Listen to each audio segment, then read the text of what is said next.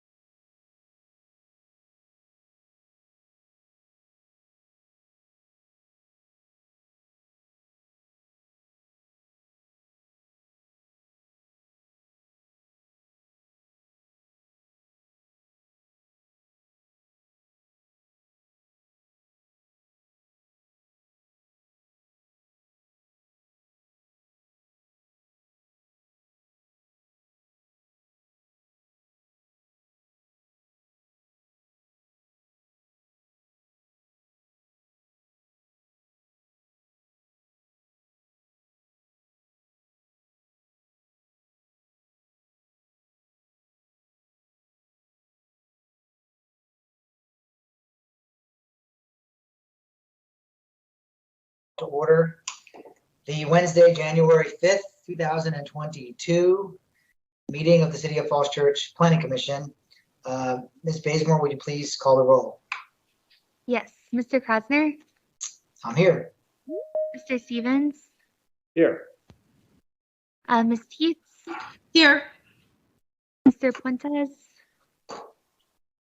Ms. Weiss? Here. Ms. Comont? Here. Mr. Hyra? Here. Thank you. We have everybody. Actually, did Mr. Puentes, did I hear his voice? No, I don't see him yet. Okay, well, he's logging on, but all right, so for now he's not here, but hopefully very soon. Okay, well, that's a critical mass. Before we get started, of course, and I guess, unfortunately, we're still in hybrid mode, but I think for the time being, it's the best mode given the circumstances. So I will go ahead and read the required notice. The meeting for which this agenda has been posted will be held pursuant to and in compliance with the Virginia Freedom of Information Act, Section 2.2-3708.2, and state and local legislation adopted to allow for continued government operation during the COVID-19 declared emergency. All participating members of the Planning Commission will be present at this meeting through electronic means, and all members of the public are welcome to view our meeting at our website, which is www.fallschurchva.gov/PC, and on Falls Church City Television, which you can watch on Cox Channel 11, RCN Channel 2, and Verizon Fios Channel 35. Public comments are accepted virtually. Anyone who signs up to speak will do so via the meeting video platform. To speak on a public hearing item, which we do, to speak on a public hearing item, you would need to provide general public comment. You would need to complete a speaker form at our website, which is www.fallschurchva.gov/public comment. And you would typically need to do that before noon on the day of the meeting. Following the submission of the form, you would have received emailed instructions on how to join the virtual planning commission meeting. Written public comments are accepted via email at plan@fallschurchva.gov. And those you can do in real time until the end of the meeting, and they will be sent to us and summarized here at the meeting. So with that out of the way, we'll proceed. First order of business, of course, is the adoption of our agenda. Tonight's agenda, I did chat with Mr. Stoddard about it, and seems relatively logical. We have a few perfunctory administrative items to deal with initially, since it's our first meeting. And then we have our work sessions. And so it made sense to me. If anyone has any comments, questions, or concerns about it, let's talk. If not, I'll look for a motion to adopt the agenda as it's printed. I move to adopt the agenda. Thank you, Mr. Stevens. Do we have a second? I'll second. This Derek Hyra. Yep. Thank you, Mr. Hyra. We got a motion and a second. Any discussion? If not, roll call vote. Mr. Klosner, Yes. Mr. Stevens, Yes. Ms. Teets, Yes. Mr. Puentes, Yes. Ms. Weiss, Yes. Ms. Colmont, Yes. Mr. Hyra. Yes. Thank you. Great. So we will proceed as published.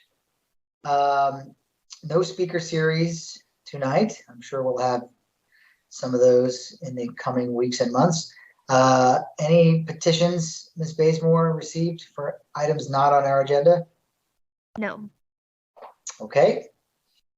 Moving right along, that brings us to item 6, action items, and letter A, which, because this is our first meeting of the year, it serves as our reorganization meeting. And by statute, by state code, and by city ordinance, we're required to annually elect officers in the positions of chairman and vice chairman. And so we need to go about doing that. Mr. Stoddard has informed me that our term limits for chairmen are no more than 2 consecutive terms. So that means that essentially any one of us is eligible. So I have not talked with any of you about this. I mean, I kind of, I told Mr. Stoddard, just for what it's worth for me, I've enjoyed serving as the chairman, sort of somewhat unexpectedly when Mr. Rankin retired last February. So not quite a year, but close to it. I'd like to hear what the commissioners have to say, if anyone would like to do that. I know in the past we've rotated that, but there are times where we've had a chairman serve multiple years. I think Mr. Wadiska served before Andy Rankin 2 years in a row, and prior to that, I think there may have been other times, but I really have no strong preference one way or the other. So I'll just put that out there as far as it goes.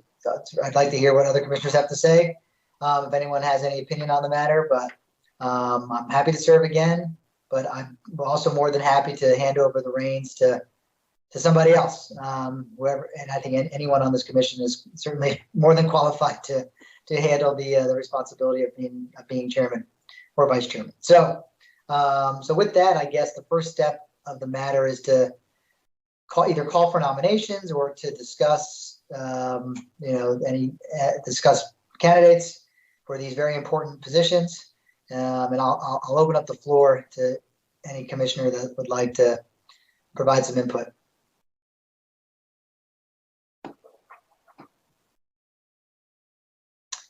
I'm hearing crickets. Oh, Mr. Stevens' hand went up. Go ahead, Mr. Stevens. Vice Chairman Stevens. Mr. Krasner, if you are willing to serve for another year, I'd like to go ahead and put your name into nomination for another year as chair. Okay, I appreciate that. Like I said, I'm willing to do it. Nobody else has a strong desire to do it. Like I said, it's there is some time involved, but I think Paul and I have worked well together, and I hope I've worked well with all of you. There are times where I feel like I'm being pulled in multiple directions, and I don't get to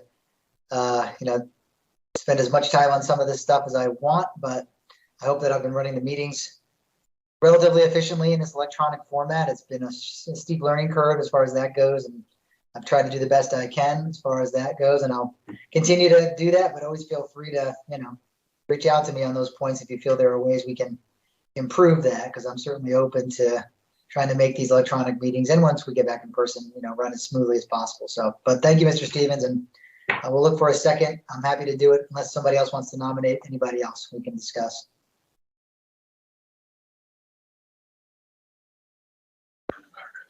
I'd like to second Mr. Stevens' nomination of you, Mr. Krasner, as chair. Thank you so much for all your hard work.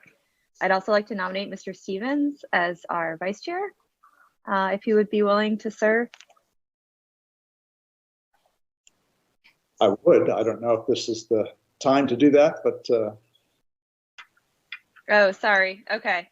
I Well, may have we can gotten do it. ahead of Yeah, I us. think we'll make two motions, but we can kind of, we'll come back to it. We'll circle back to that. So, all right. Well, so for chair, we have a motion, we have a second. And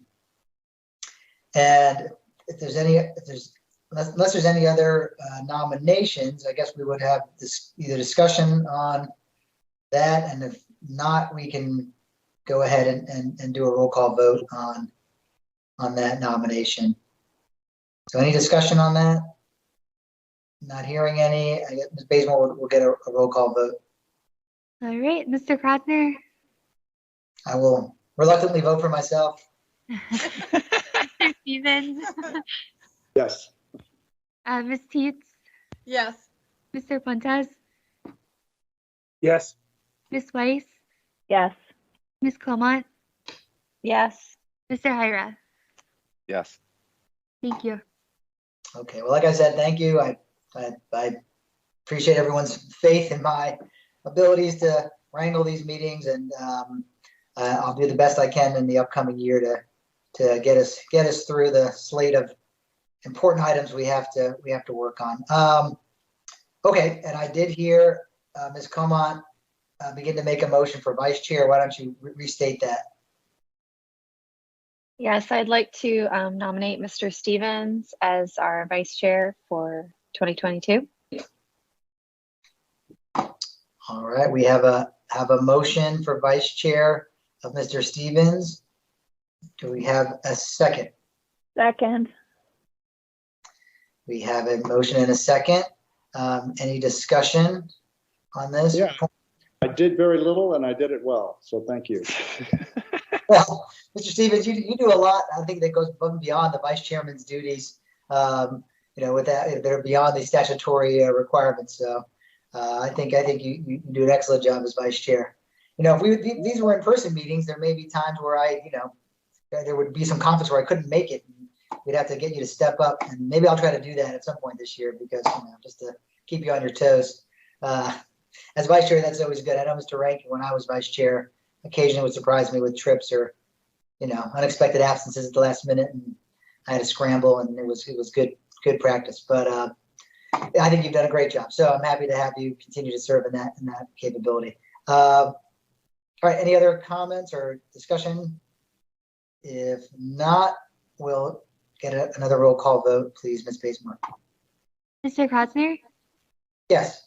Mr. Stevens, Yes. Ms. Teets, Yes. Mr. Fuentes, Yes. Ms. Weiss, Yes. Ms. Coleman, Yes. Mr. Hyra. Yes.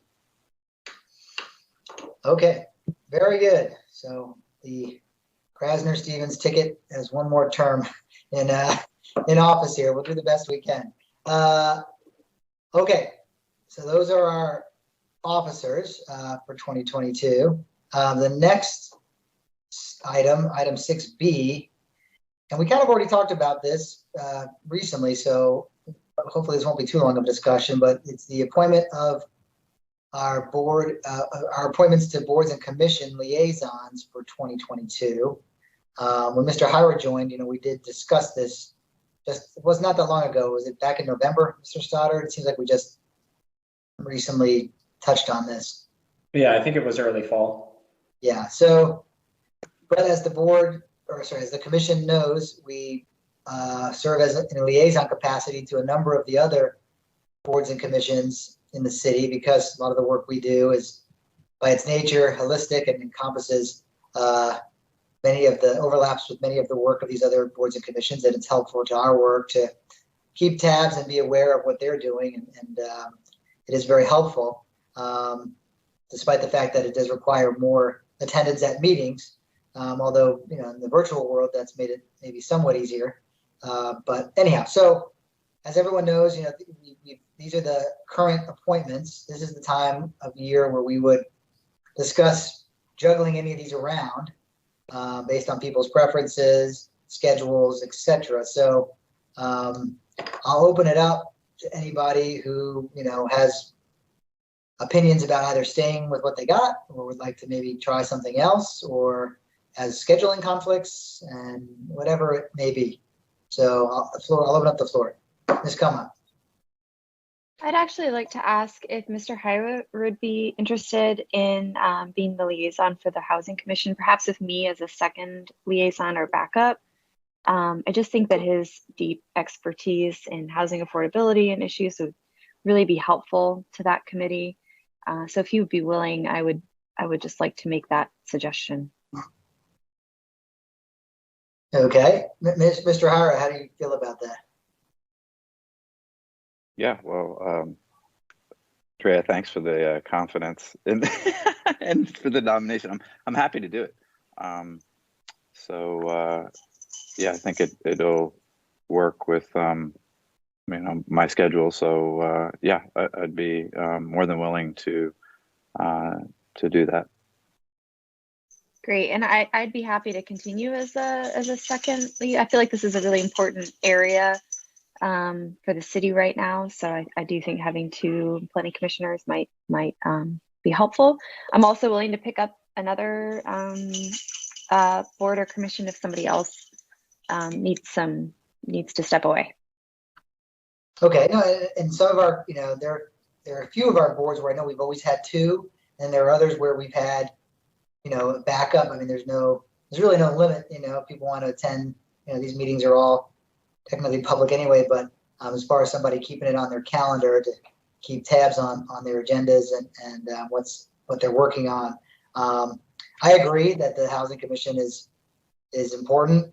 They're all important, but that's particularly timely these days. And so, if anyone, I don't think we have any limit on how many people we can, kind of have on deck if someone can't make it. So that would be fine. Now, then the issue becomes, Mr. Hyra, making sure that you can balance, because right now we assigned you to the EDC.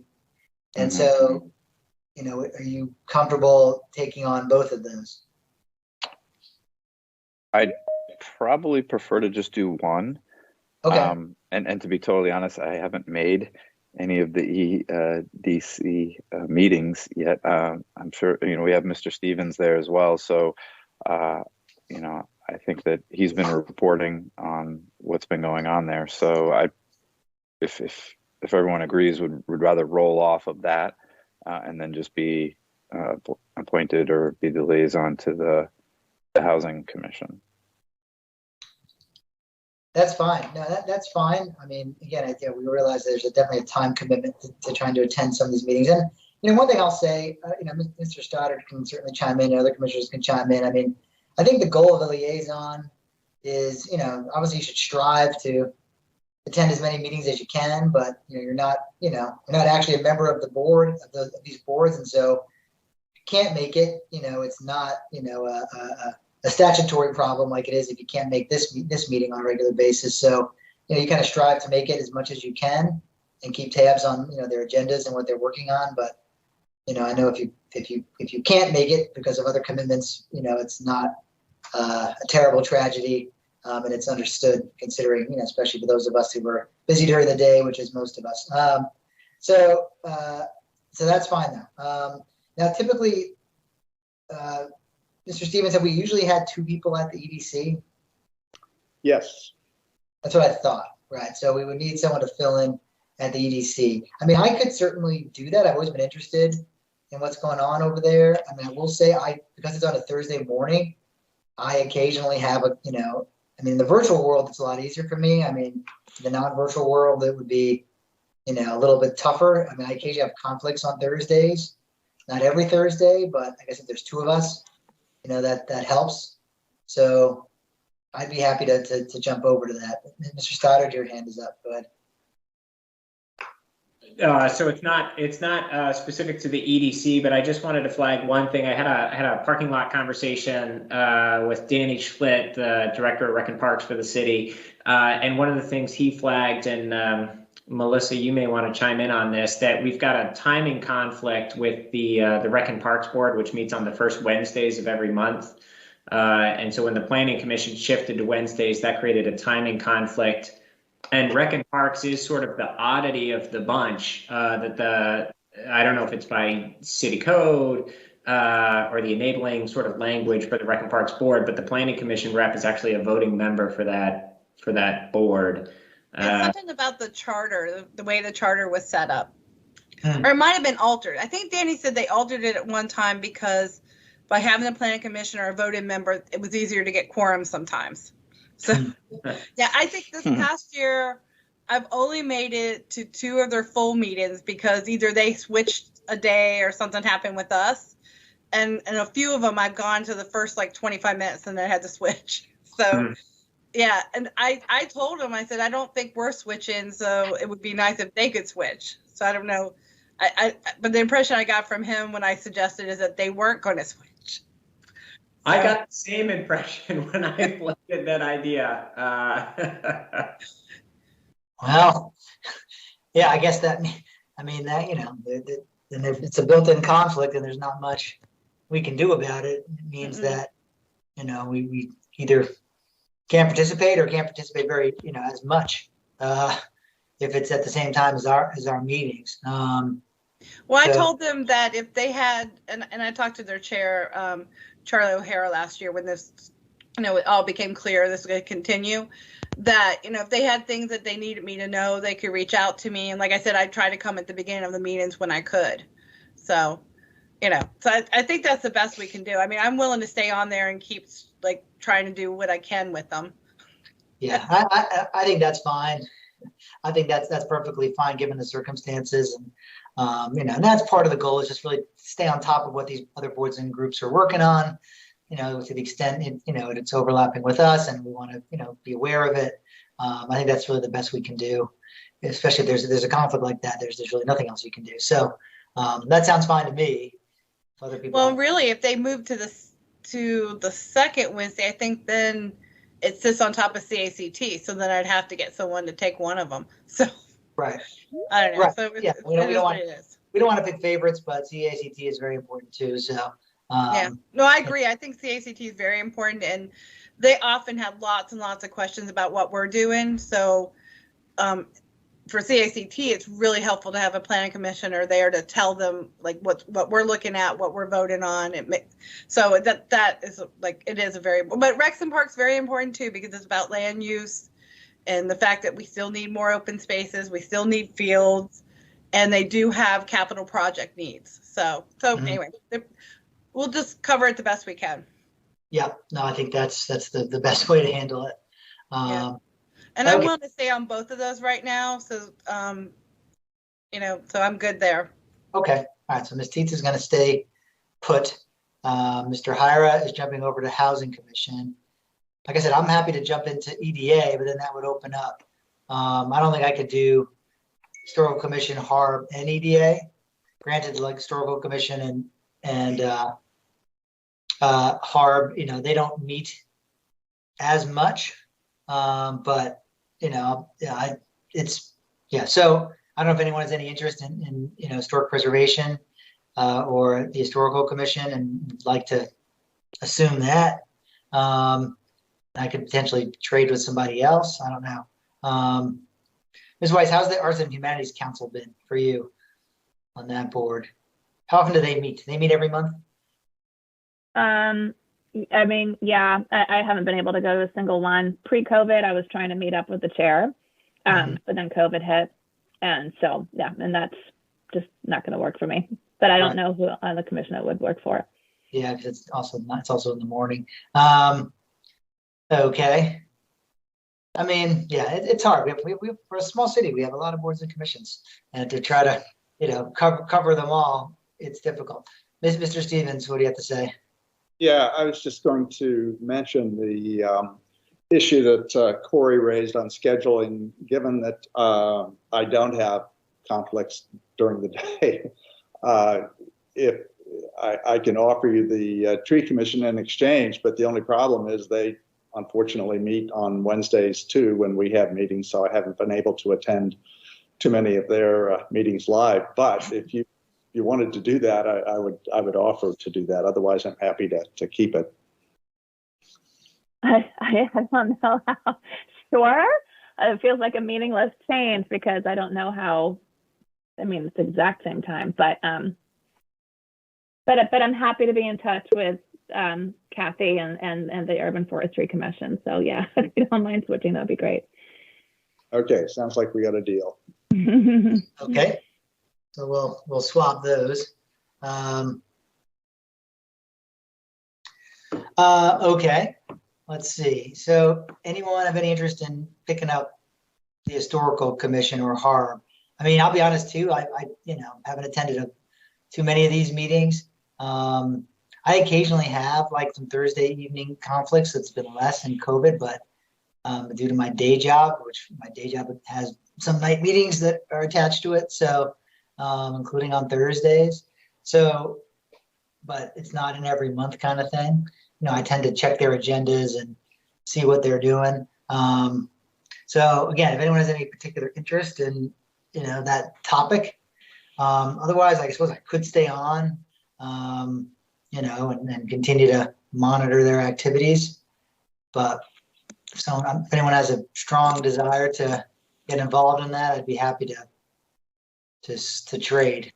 But Mr. Chair, I don't have a strong desire, but I can do it. I think I was talking with the library director. The library board of trustees it's a great group. I think the planning commission role in that is less now that the building has been built.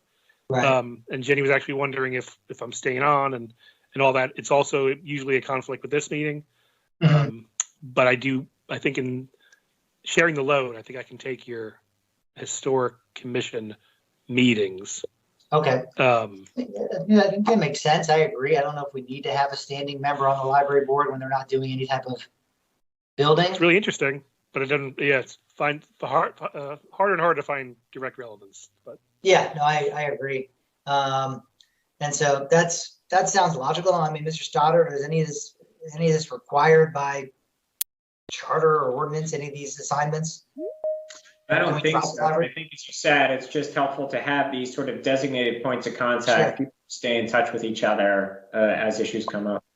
Well, maybe we'll drop the library board. I mean, I think we can always pick it back up again if they take on additional projects, but since they just finished their biggest project of their generation, you know, it may be unlikely that they would have a need, but if they do have a need for planning commission support or coordination, obviously we can always reappoint somebody to that. Maybe we'll drop that unless other. or I'm boards- happy to stay on and just peruse the agendas as they come through. Okay, yeah, I mean, you're not prohibited from, you know, no one's prohibited from doing that, of course. So that's fine. So I guess we can keep it on the list, but, all right. So we'll put Mr. Puentes into the historical and historic role. let's see, anyone else then looking to make a change or not? Let's see. Anybody else? Let's see. So I'm looking at the rest of the list. Sounds like everyone else is pretty much happy where they are then, other than the changes we've already discussed. If not, I guess now's the time to speak up or forever hold your peace, or at least hold it until next year. Okay, well, I'm not hearing anyone scream and complain, so that's good. So, all right, so Mr. Stoddard, if you followed that, we don't need to, do we need to vote on this, or we don't need to vote on this, right? No, So, the appointments are made by the chair, no votes required. okay, so sounds like we just discussed it. Mr. Stevens and Ms. Bazemore hopefully heard what we said, or they can rewatch the recording and print up a new list and distribute that to us and whoever else. I guess the chairmen of the relevant boards and commissions here, to let them know about any changes, or just give them an updated list, and we'll leave it at that then. Okay, great. Last item in number 6 is 6C, which is the adoption of our annual report to council. Mr. Stoddard and I were just discussing that. Mr. Stoddard was gently reminding me that since, again, like I said, I've only been the chairman for 11 months. The 1 month I missed last year was the month of January, where we have to present this to city council. I'd forgotten that part of the gig. So I'll have to go over to city council, and Paul and I are discussing the date for that. It'll probably be at the end of this month before the council's retreat. But the key part of that is having us adopt this report. I know we looked at it in work session or in draft form. I think the key part of it is, our suggestions to council for their work plan for next year. I mean, obviously, most of it's review of what we've done. I think the key section of it, and Mr. Stoddard, I think, rightly, indicated that, probably the most important part of presenting this to council is to impress upon them what our priorities are and what we would have them focus on in the coming year. So we need to adopt this, but I'll open it up now for people to provide any comments or suggestions or edits, particularly to the what page is that, Mr. Stoddard? The page of the report. I don't know if we can pull it up. Last page 15. Right. Yeah.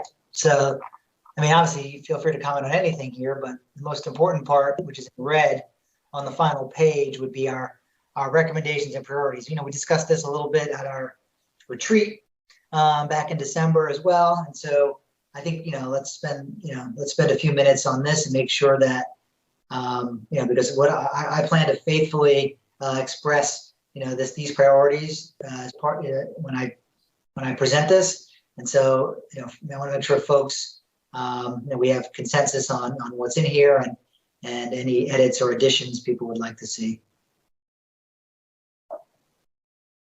Go ahead, Mr. Stevens. Yeah, I don't really have an edit, but looking at that first sentence under the recommendations and priorities, where it says the Planning Commission recommends that council focus on the following policy areas, I wonder if maybe massaging the wording a little bit to indicate that, and we'd like to work with you to do that, so it doesn't look like, we're just throwing the monkey onto their back kind of thing. Sure, right. I mean, yeah, because these are really, there are priorities, and there is stuff that we want to have council, get behind as well. And so, yeah, I agree. It should be couched that way. We're not looking to just give them a list of work priorities. It's really stuff that we want to show them is synced up with what we're thinking. So I agree with that. Ms. Teets, go ahead. Sorry, it took me a minute to unmute. There's just a couple things I'd like to have added, and I'm sorry I missed the December 15th meeting, but my daughter had her last winter concert at the high school, and I was pretty much had to go. So anyway, under the climate adaptation, I'm just wondering if we would consider a third point. This is something that we brought up a few years ago, and it's kind of faded again, but I think we should consider a program where we could find ways to buy out homes that are in our floodplains.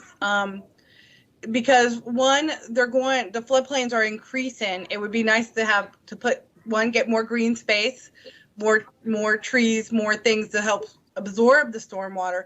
And then if these houses, as this stormwater area increases, more and more of these houses are going to end up flooded at some point anyway. So it would be a win-win for the city. Mr. Stoddard, I know you remember the name of the program, and I've forgotten it now, but it was like basically we'd use money that developers would basically kind of purchase so they could get more density in like a commercial multifamily area, that kind of thing. And that would allow us to purchase homes as they became available. We would target houses that are in the really like right on the floodplain. A lot of those houses now, like along Randolph Street's a good example where they back to the Trips Run that's underwater. I mean, underground, it's in a tunnel, but now the stream is on top of it when there's a lot of water. There's houses along the Coe Branch that have their backyard is slowly increasing with flooding when we have rain events. So just something to think of. I just think it would be really smart to, as part of climate adaptation, to target, buying these homes because eventually a lot of them are going to be more flooded than they are now anyway. And to me, it's a win-win. And then it puts density where it should be. And it allows us to pick up green space and the ability to absorb rainwater and flooding and where it should be. The concept was a transfer of development rights program, a TDR, if anybody's got a Google machine. But the idea is exactly as you described, that it's intended to be generally sort of revenue neutral from a city side, as well as sort of density neutral from a community side. That you would designate the areas likely to flood as what are called sending zones. So people would essentially be buying the development rights from that land and then sending it to another area of the city where it's less likely to flood, has more access to sidewalks. So you're really just shifting the density versus creating density from one area of the city to another. Yeah, I completely agree. Actually, we talked about it before. It's an important part of like flood mitigation and the properties that have been continually flooded. I mean, it raises, flood insurance rates for everybody. They're constantly rebuilding a floodplain. We all know there are certain properties on Sharrow. There's a few others that are, they will continue to flood over and over again.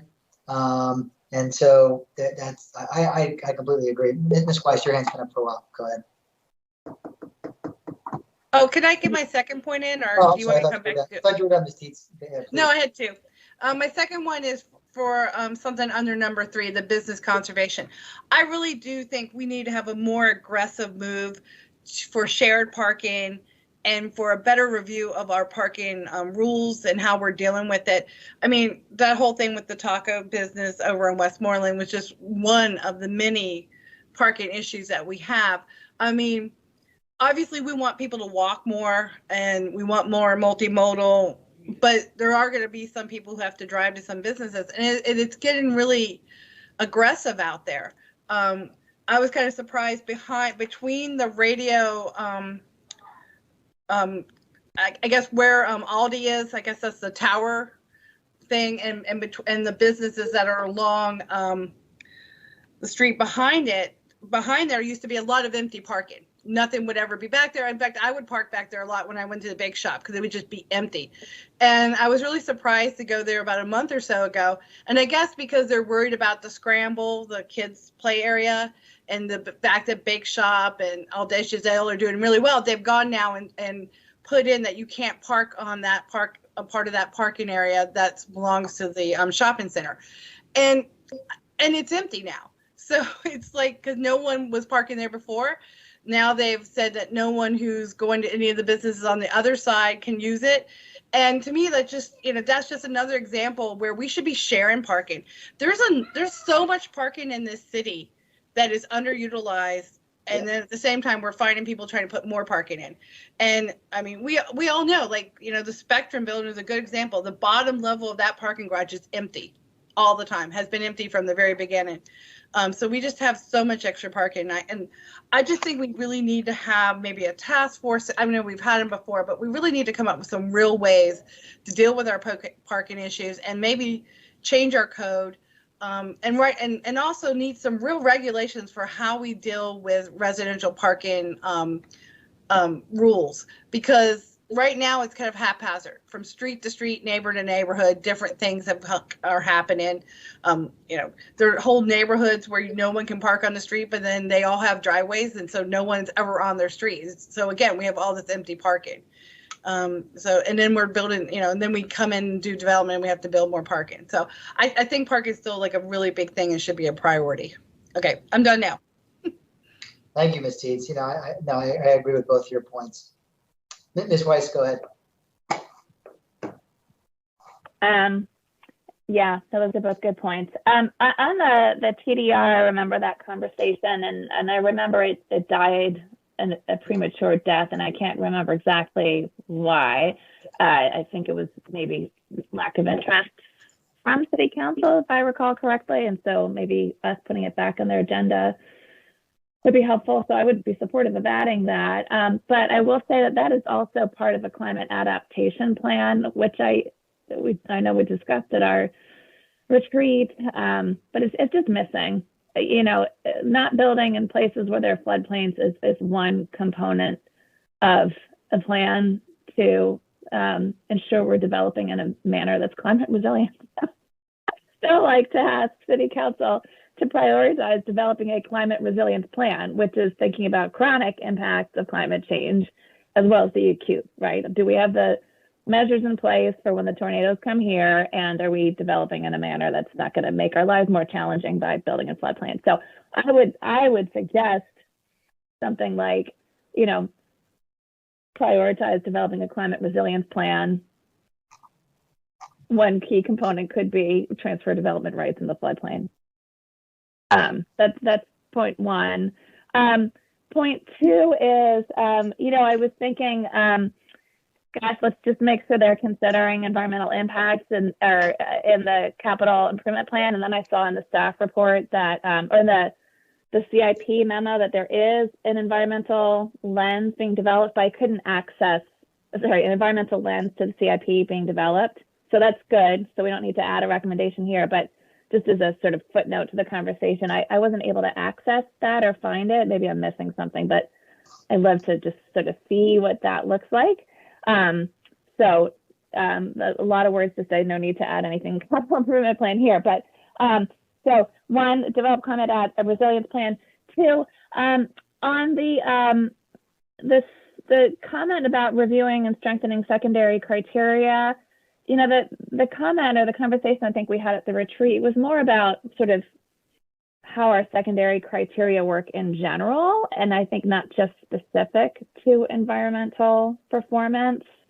And when you look at the secondary criteria, there are several secondary criteria in which environmental performance shows up. So I'm struggling with that one, because would we pick one? Would we pick all of them? I don't know. And maybe the comment to City Council is just, we want to review and strengthen secondary criteria. I don't know, but I guess what I'm just thinking is it might be better to just say something like, consolidate A and B, and to say review and strengthen environmental performance of new development and redevelopment, period. Because then it has, that would cover special exceptions, it would cover single family zones. Maybe that's too broad, but I'm struggling with the thing, elevating environmental considerations to primary criteria, because that seems like it's giving an answer when I'm not sure if that is the right one yet. I hope that made sense. That was a little bit rambling, but. No, it's good. It's good input. And I mean, I think the secondary criteria, yeah, I mean, I think I remember when you brought that up at the retreat or the advance, but again, like these are meant to be broad, so I think it's okay to be a little bit broad. I mean, these are, we're not gonna, we don't have the ability in this report to lay out, a specific plan of action for council to do how to fix all the problems, but I think I think the point of it is that they know where our priorities lie, and what based on that, what we're looking for them to help, support us in through their action. And so I think it's okay to be broad. I mean, I think it's okay to raise questions about things we view as problematic without having all the answers. That's going to come through, working through it. So I think it's okay to have some broad topics of that we feel require, a look or a review or potential revisions. So I think that's fine. Mr. Ira, go ahead.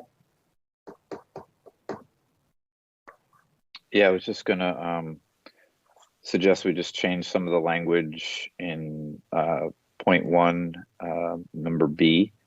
It has dedicating public funds for the preservation and I would say and production of affordable housing.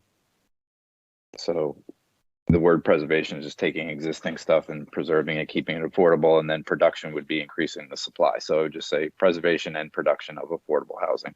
I think it just cleans up point B a little bit. Yeah, that's a good edit. I agree. There's a nuance there, but it's an important nuance. Mr. Stoddard. Just one thing I wanted to point out, there was just on public process, there was a public comment received on this. It's included in your correspondence section. And then just ask a question of sort of where the commission, where you guys think you're going to land tonight. Do you think you guys are going to be ready to vote on this tonight? Do you want to move this maybe to your next meeting in 2 weeks? What are you all thinking in terms of timing and agenda management tonight? Well, that's a good point, Mr. Stoddard. We do have a couple, fairly significant things to talk about. Well, I know you had mentioned, though, I'd be happy to, we could punt final, editing of this till the next meeting. Although when we just spoke earlier, you indicated about potential issues with our January 19th, the week of the 18th and 19th. So that's the only issue. I wouldn't want to have 2 meetings that week. I don't know if the rest of the commission's aware, but Mr. Stoddard is contemplating a joint work session with City Council and us on the week of the 18th. So we would meet with council on the 18th, and then our 19th meeting, we were looking at canceling. So that's the only concern. I wouldn't want to have 2 meetings that week. And I know we were trying to get this essentially finalized so that I could go to council the week of the 24th. So that would be the only issue. Right, Mr. Stoddard? Right. Right. Timing is a little uncertain 2 weeks from now. But I think even if I mean, there are tricks in the bag. Even if you all ended up having a joint work session with council, it might be that staff could collect sort of the line item edits from the commissioners, put together a better report for your all's review. And then maybe we would have just sort of a 10-minute session with just the commission sort of following that joint work session on a separate Teams channel or something. It would just be sort of 10 minutes for you all to review, make sure staff captured the edits correctly, and you guys could take a vote on it. Okay.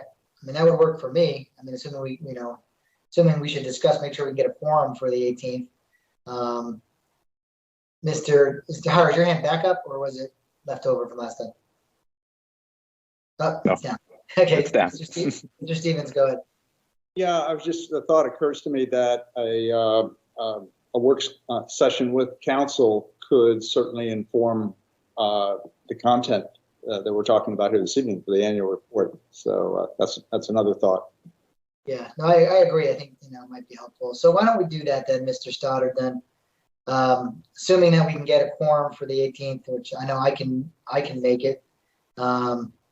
Quick straw poll: is people generally available the Tuesday the 18th at? Is it also 7:30? Yes. Okay, I'm seeing nodding heads. I think I see at least 3 other nodding heads besides mine. So that gives us a quorum. So okay, so why don't we plan for that then? People should, I know we're just getting back from a couple weeks of not thinking as much about planning commission stuff. So maybe another few weeks to, can think about the items we want to have in here, and give us more time to edit, and then hopefully crystallize something that we can adopt on the 18th, and then I'll present it the following week. So, all right. So why don't we do that in the interest of time? So if anyone has additional edits, so we had a good conversation. I mean, certainly if people want to add anything else real quick now, go ahead. Otherwise, feel free to, email Mr. Stoddard or Ms. Bazemore with additional suggestions to include in this, for this sort of summary page of the report, and we'll pick it back up again. Mr. Stoddard, I assume, will distribute a draft prior to the 18th, and we'll pick it back up again on that night. Does that sound like a plan? So do we need to make a motion to defer this, or we can just, what do we need to do? No, it's not an advertised item, so I think you guys could just don't make a motion. All right, well, we will unofficially defer this for final adoption on January 18th. That'll be the plan for now. Mm-hmm. Okay, great. Well, moving right along, I know Mr. Stoddard must have been looking at his time schedule and seeing that we were getting close to running. We're getting close. We are running over, but I know we have these information items. I figured we could just knock these out real quick, and then we'll jump into the work session. I assume it was a relatively quiet couple of weeks as far as planning commissioners' reports go. A lot of boards and commissions don't meet over Christmas and New Year's. So anyone have anything they want to share? Mr. Stevens, go for it. Yeah, it was quiet for me, at least regarding the other meetings. But I did want to mention one thing, and that is there was a group of us who worked over the holidays to prepare and submit an application to the Congress for the New Urbanism for one of their what's called charter awards. These are kind of awards of distinction on projects or architecture that meet the category of new urbanism. So we worked with Bob Young and Jack Wilburn from the Railroad Cottages. We had myself kind of from the Planning Commission, and then from staff, we had Carly Aubrey and particularly Cameron Gares, who put in a lot of work to help this. We went ahead and assembled all that and have submitted it, and so we'll wait now to hear whether we win the charter award. So I just want to mention that. That's great. I was not aware of that. That actually sounds exciting. Okay. Any other commissioner reports? It is a typically quiet couple of weeks from mid-December until now, but I'm sure that will change. All right. Well, if not, then Mr. Stoddard, number 7B is your director's report. I know you attached a couple items. Why don't you give us a quick run through of that? Sure, quick one through. So one, I just wanted to update you all. AICP, American Institute of Certified Planners, has adopted an updated code of ethics, which is attached in full to the report.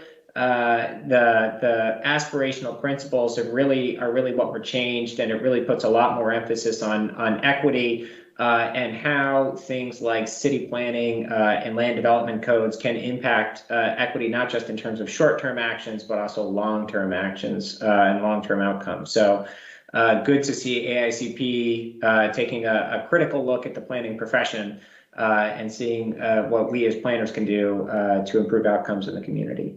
Let's see, second item, and this was really just for your all's information. Commissioner Weiss, as you mentioned, this is the memo that staff uses internally to begin drafting the CIP. Of course, as the commission, you all have a charter requirement to make a recommendation to council on that.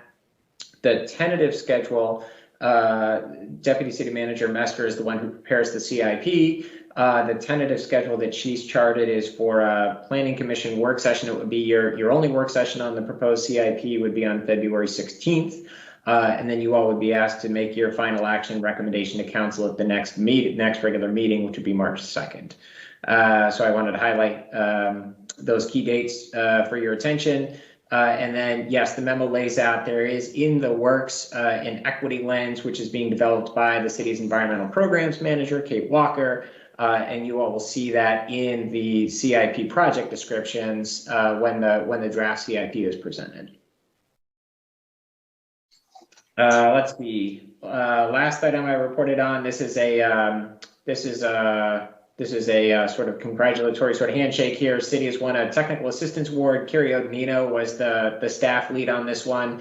This was a technical assistance award from the Transportation Planning Board, which is a regional planning organization here in the Washington, D.C. area. And it was an award to look at sidewalk needs in and around the South Washington planning opportunity area. And this really grew out of the city's equity efforts that started last year, that equity push that City Council initiated. It's looking at what's needed for sidewalk connectivity and accessibility, not just along South Washington Street and the nearby streets, but also along those first couple blocks of Hillwood Avenue. So we're excited to have that award. And like I said, it's a technical assistance award, so it's a technical study. I think it's $60,000 of technical assistance. And what should come out of that is a report that we would then use to go after grant awards or inform CIP projects or the city's missing links project. Really, that's sort of the catalyst for then actually improving the situation in the area. That's the end of the written report. The only other thing is the look ahead for the Planning Commission's agenda. We'll just jump to that briefly. I know we're short on time. Like I said, the 18th and 19th, not clear whether we're going to have that joint work session with council or not. But whatever happens, we try to keep it to one meeting in the week, especially since the 2 dates would be back to back. February 2nd would be your second work session on One City Center in advance of final action in February 16th. And you all will have your first residential subdivision of the year coming to you on February 2nd, and sort of trying out a new form here. We're going to try and hold the public hearing the night of your work session so that you all have the benefit of public comment before you make your final consideration on that application. And we'll have the yard signs up as well. That concludes my director's report. Okay.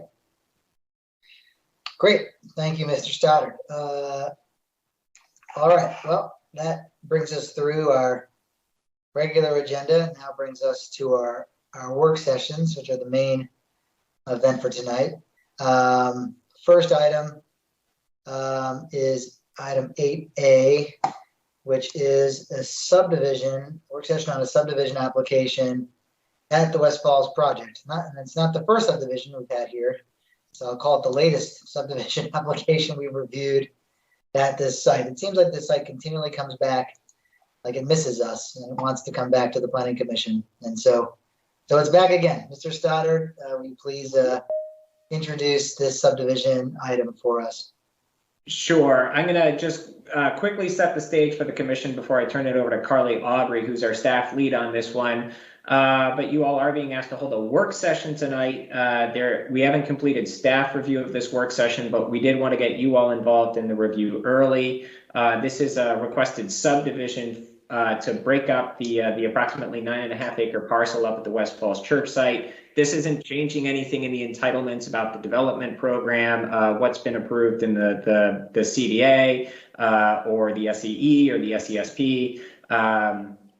Carly and the applicant can speak to this more, but it's breaking up the parcels to allow for sort of financing and construction of the various pieces in the approved program. Like I said, staff review isn't completed, and one of the big things we'll be looking at as staff is making sure that the proposed parcel lines are consistent with the approved development program. And then if I could just jump down to the timing section before I turn it over to Carly for her report. I think it starts on line 103. Thank you, Emily. So we got the application in December, holding a work session tonight on January 5th. We'll wrap up staff review, and then we would expect to bring this back to the Planning Commission for final action on February 16th. But with that, I'll turn it over to Carly Aubrey for the staff report. Good evening, council, or commission, Planning Commission. Sorry, got my groups mixed up. Carly Aubrey, planning staff. So I'll give a brief presentation, and then with FCGP, we have Matt Steenhook on the line. And then we also have the city attorney in case there's questions about any of the relationships with the other agreements. So as Mr. Stoddard mentioned, the Planning Commission is requested to hold a work session to review the preliminary and final plats for the proposed subdivision. And this is for the 9.78 acre economic development parcel located at the former high school site. And the proposed subdivision is being coordinated with the recently approved special exception entitlement and special exception site plan for the same area. And the proposed subdivision is part of the Barrett's Hill subdivision that was approved in 2019. That includes the properties of the City of Falls Church and the school board, which totals 34 acres. And as proposed, this subdivision application would include subdividing the economic development parcel into 4 parcels. Parcel D2, which is approximately 7.6 acres, would include the majority of the site, the buildings and internal streets. And this parcel would ultimately be subject to a long-term ground lease from the city's Economic Development Authority. And then parcel D3, which is approximately 2/3 of an acre, comprises the future phase 2 development, which would be an office building. And this parcel would also be subject to a long-term ground lease. Parcel D4, a little over 1 acre, is comprised of Block C, Lane 4, and the northern half of Street A.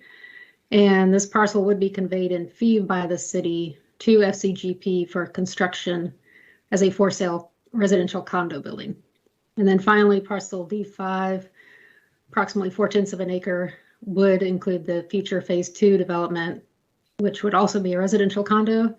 And this would either be conveyed in fee by the city or subject to a ground lease that would be determined at the phase 2 closing for that parcel. And then in terms of future utilities, easements, and transportation for this subdivision, an easement for public access and utilities over Mustang Alley, which is on the school site, was recorded with the original Barrett's Hill subdivision in 2019. And additional utilities and other required easements are shown. Some are shown in the approved SESP, but some are not final at this time. An attachment 4 provided by FCGP includes a summary of the proposed commercial condominium structure, including potential easements, dedications, covenants, and reciprocal easement agreements that will be placed on the site. And city planning staff and the city attorney's office are discussing the coordination and timing of these documents with FCGP. And as Mr. Stoddard mentioned, the standard staff review for technical requirements per the subdivision code is currently in progress. So that's the conclusion of my presentation. So I will turn it over to Mr. Steenhoek if you'd like to kind of walk through the parcels and the reasoning for how they are drawn the way they are drawn. Sure. Thank you, Ms. Aubrey. Commission, good evening. My name is Matthew Steenhoek with Hoffman Associates, part of the FGCP development. I think between the last 2 reports that you just heard, you've gotten a good cover on it. The main focus of this, or a couple main focuses, I suppose, is to create the fee simple lot for the condominium. That's the D4 parcel in the upper left-hand corner, and to define those future phase 2 lots. This is an important step for us as we work towards project closing in April, because once this is subdivided, it will enable us to move forward with the commercial condominium structure, which will actually define the 13 lots, or not condominium units, which will ultimately be the same as the 13 ground leases that we plan to enter into. So this is just an important first step in that process. Carly noted the question regarding the shape and designation for D4. That it includes some of the adjacent streets. The origination of that is because of the way the architects laid out the theoretical street lines when they're doing all their setbacks and everything. And we just carried that forward to make sure that everything maintained its the code and other elements that were planned from the get-go. All of the streets and sidewalks that are encompassed in that area will be covered with the reciprocal easement agreements and the declarations of covenants so that the access and use of it and maintenance of it is all exactly the same as the other streets and sidewalks and other things within. No one will functionally know the differences. Kind of the short story with it. But I'm happy to answer any questions that you have on this preliminary submission. Thank you. Okay, thank you. So let's see, this is, I don't know if any commissioners have any questions on this. It's somewhat of a technical application. So even as far as subdivisions go, this one's fairly little, kind of on a technical level. So, I mean, my only question was, and I think I know the answer to this already, but for Ms. Aubrey, maybe for staff, obviously the lots themselves, obviously comply with all the requirements as far as their, the geometry and street frontage, etc. In the ordinance for the zoning district. Yeah, we are currently looking at that. Staff is in review is in progress. At first blush, it looks like there won't be a problem there. There is B2's got pretty generous requirements in terms of setbacks. So. Right. Yeah, I'm thinking of like D5, the smallest lot, which I know is sort of the question mark as far as what may ultimately happen on that one, and just want to make sure that they're leaving enough of a piece that is still has a buildable envelope that is workable in the future. I know there's some uncertainty with that, and I forget the latest situation as far as that goes, but I just want to make sure, since that one seems to be a little on the narrow side, that it's still allowing for sufficient envelope that could be that will be workable, depending on what happens there in the future. Certainly our interest as well, and all the geometry is consistent with the approved SESP for that part. Right. No, and I do recall that. I know that sort of how it, the history behind it. Mr. Harrow, go ahead. All right. Matt, good to see you. We got Matt here, Paul here. I feel like it's like a Virginia Tech reunion because I taught both Paul and Matt at some point many years ago. So it's great to see both of you working on a big project for the City of Falls Church. So Matt, I just had like a question about, I came onto the Planning Commission not that long ago. So this project was well underway, had been planned for a long time before I got here. And I'm just wondering, these subdivisions that you're requesting, this is a new thing, right? Like there something has changed that you want these subdivisions compared to ones that were planned prior. That's what I'm suspecting here, and I'm just wondering the rationale for the new type of subdivision. Is it because the development has changed somewhat, the financing has changed somewhat, that to get done what you need to get done, you need to have it broken out in this specific way? Right. Nothing has fundamentally changed. We need a fee simple lot to sell residential condos. That's always been an element, of course, that would make sense. And then the phase 2 lots, because they're not going to be taken under the initial ground lease, need to be split out as well. So no fundamental changes from the initial. The previous subdivision was to consolidate down to the single big lot, and now we have to split it back out.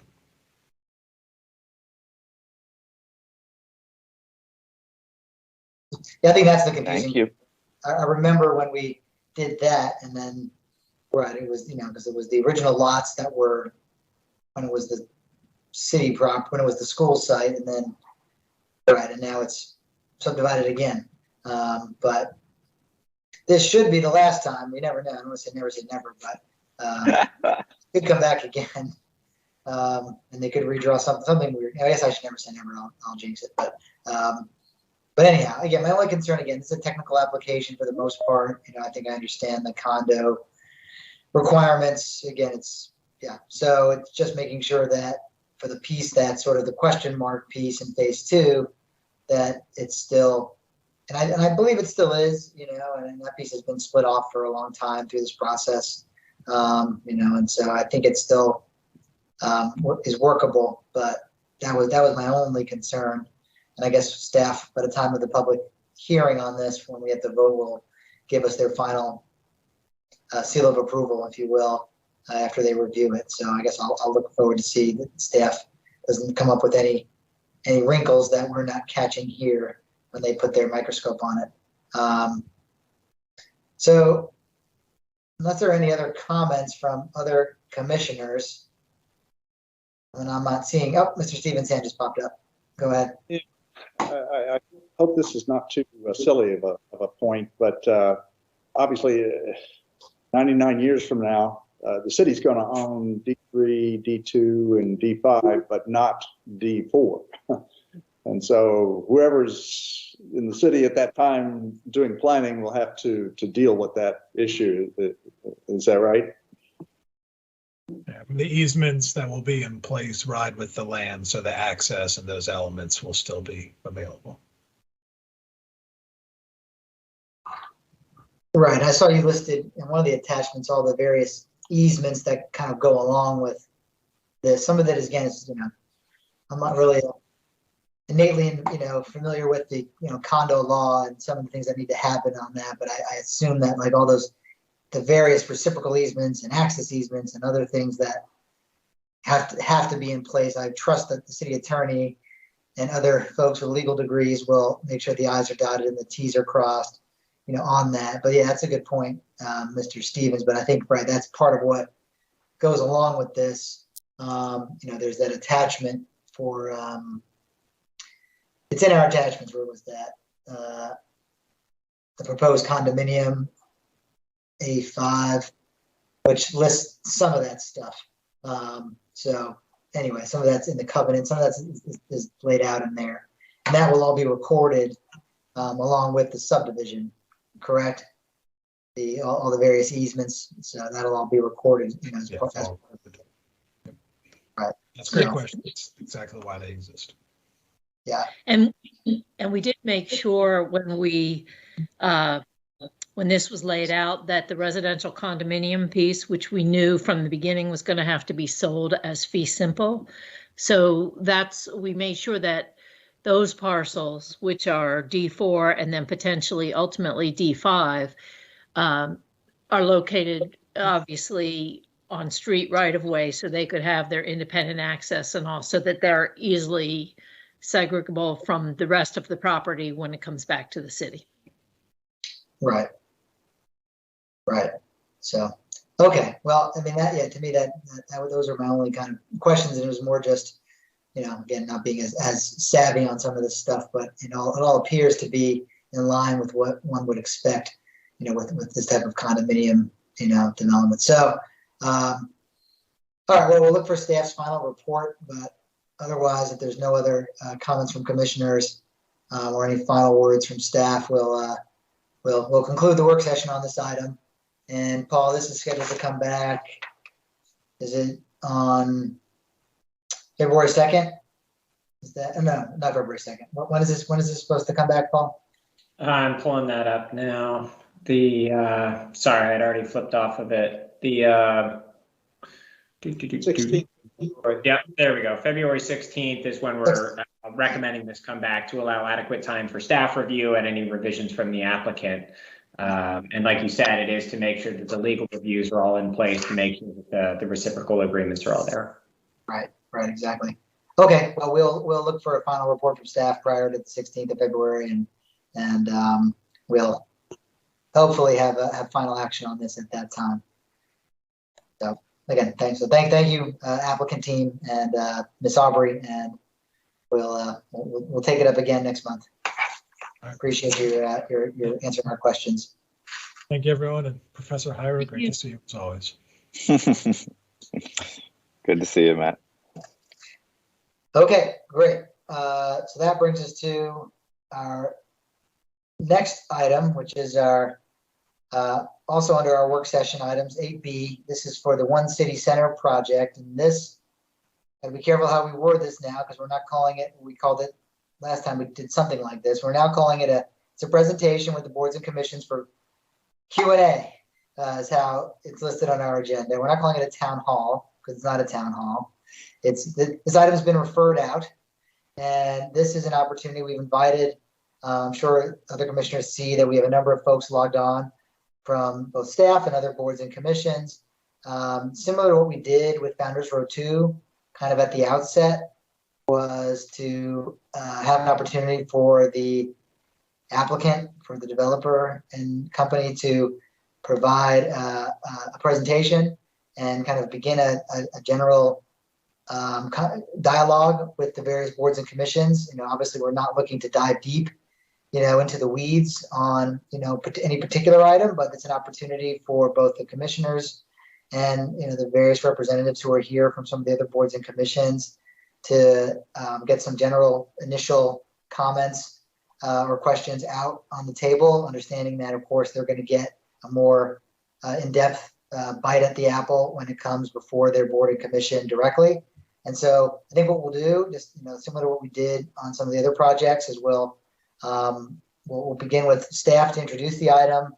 We'll then have the applicant provide their presentation, and then we'll open it up. I guess we can start with some of the representatives from the other boards and commissions, and then let them go first, and then we'll have the planning commissioners conclude with any of their questions or comments. Does that sound logical, Mr. Stoddard? I think that's a good plan. All right. Well, then why don't you and staff start us off here? Okay, I'll introduce the sort of procedural elements, and then I'll turn it over to Akita Ruzzi, who's our case planner on the project. So the request for the Planning Commission tonight is to begin your review of the second full submission of the special exception application for the One City Center project, which is located at the southwest corner of the Broad and Washington intersection and encompasses largely the entire block. The legal applications before you are for the special exception to allow mixed-use residential development, as well as to allow for a height bonus over what could be done by right.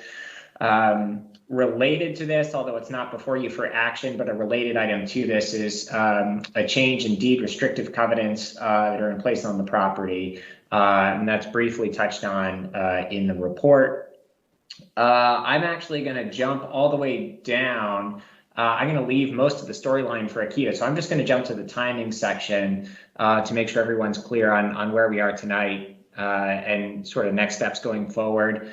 As you can see, this has been a long process. Application was filed in February of 2021, so we're coming up on the 1-year mark for consideration of this application. It went through a series of work sessions, including the preliminary board and commission town hall back in April. That was when the Planning Commission got its first look at the first submission. There's been a community walking tour, several council work sessions, and ultimately council referral to boards and commissions on December 13th of 2021. They're on line 195. So now this is before the Planning Commission as well as boards and commissions for question and answer in this work session on January 5th. Planning Commission, you all will have a second work session on this item February 2nd. So you get a chance for 2 in-depth reviews on this particular iteration of the submittal before you're asked to make your formal recommendation to council following a public hearing on February 16th. From there, it would go back to council. There would probably be a third submission, and then council has set their tentative tentative date for final consideration in May of this year, in about 4 months' time. So that's where we are in terms of schedule and where we are in terms of process. But now I want to turn it over for the substance of the application to case planner Akita Ruzzi. Good evening. Before I turn it over to the applicant's team for their presentation, I'd like to just provide a quick summary of the staff report and the application before the commission, and we'll get a more detailed presentation of the project from the development team shortly. The application before you is for a mixed-use development proposal at the intersection of West Broad Street and South Maple Avenue. Page 5 of the report provides a summary of the project. The overall proposed development site entails 5 parcels, including 150 South Washington Street, 101, 191, and 201 West Broad Streets, and a small vacant parcel at the corner of South Maple Avenue and West Broad Street. The proposed project includes a new mixed-use building as well as improvements to the existing office buildings at George Mason Square and 150 South Washington Street. As proposed, the new mixed-use building includes ground floor retail, planned grocery use on ground floor at the corner of Maple and Broad, mezzanine level commercial space on the second level, upper level office use of approximately 33,000 square feet, 6 levels of residential use with 246 units above ground floor retail and office, and then finally a structured parking garage to support those uses. Proposed upgrades to existing buildings as part of the project include facade and ground floor improvements to George Mason Square buildings and upgrades to courtyard and plazas around existing buildings. The land use application starts on line 991, include 1, special exceptions to allow residential use within a mixed use development, and 2, to increase in building height from a maximum of 75 feet in the existing B2 zoning to a maximum of 115 feet. In terms of application status, and Mr. Stoddard mentioned a little bit of that, so I'll just keep that brief. The application was initially filed in February 2021. Council held several work sessions since then to review the application. A second submission of the application was received on June 24th. Staff reviewed the new submission and issued comments to the applicant on July 29. After several work sessions on December 13th, City Council referred the application to boards and commissions. Following boards and commission review in January and February, the applicant will submit a revised application packet that responds to city comments, which will also include staff and public comments, as well as comments from boards and commissions and City Council. In terms of council's guidance and the applicant's progress on some key issues are discussed on page 3 of the report, starting at line 39. The applicant has made some interim changes to their proposal in the form of updated VCs and updated architectural renderings in response to council's feedback over the last several months. I'll let the applicant provide the details on their latest commitments, but just for a quick summary of these latest changes. On ADUs, the revised VCs now include provisions for 25 ADUs, which is approximately 10% of the residential units. An option for cash in lieu of the units is also provided and would be at the city's discretion to exercise. Similar to the recently approved Broad and Washington project, there would be reductions in the other VC cash contributions for the additional units. 2, with respect to ground floor commercial uses, the VCs now include several key commitments. First is the anchor grocery tenant condition, which states that the 25,000 square foot corner space is reserved for a full service grocery store. Second is the retail sales and restaurant uses, which states a minimum of 6,300 square feet of the non-anchor ground floor space along Woonroof will be reserved for retail sales and restaurant, of which a minimum of 4,500 square feet would be reserved for restaurant use. The third item is further refinement of the existing George Mason Square building facades. And based on the latest illustrations from the applicant, these updates include additional improvements and facade treatments on these existing elevations. I'll defer to the applicant to describe these updates in more detail during their presentation. The fourth item was existing tenant support and outreach. This is in progress. The applicant has reached out to existing tenants and continues to engage with them. The final item for the community and neighborhood outreach, applicant held a community meeting on December 2nd with the Winter Hill residents. Their team provided a presentation of the project, answered questions, and took feedback from residents.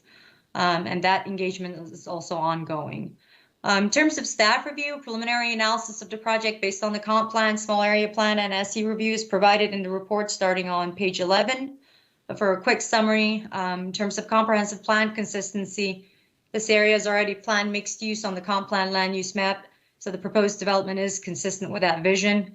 The comprehensive plan also calls for a balanced mix of uses that reinforces and maximizes pedestrian connectivity and results in a significant market-driven commercial activity center that's supported by residential uses necessary to ensure commercial success.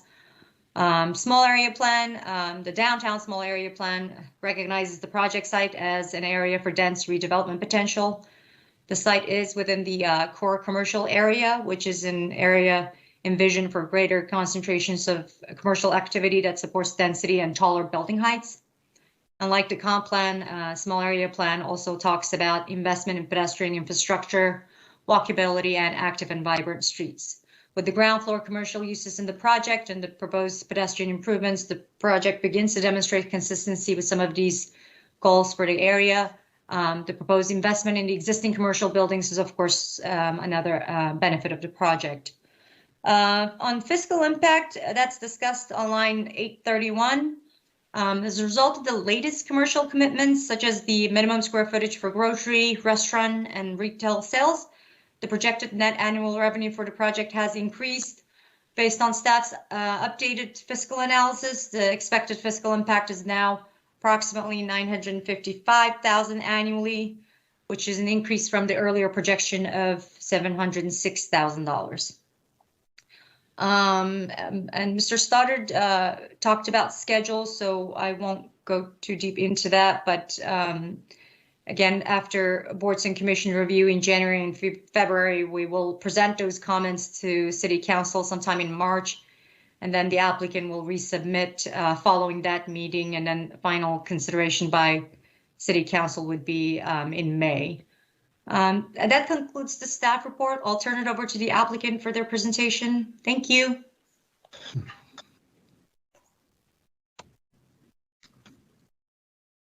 All right.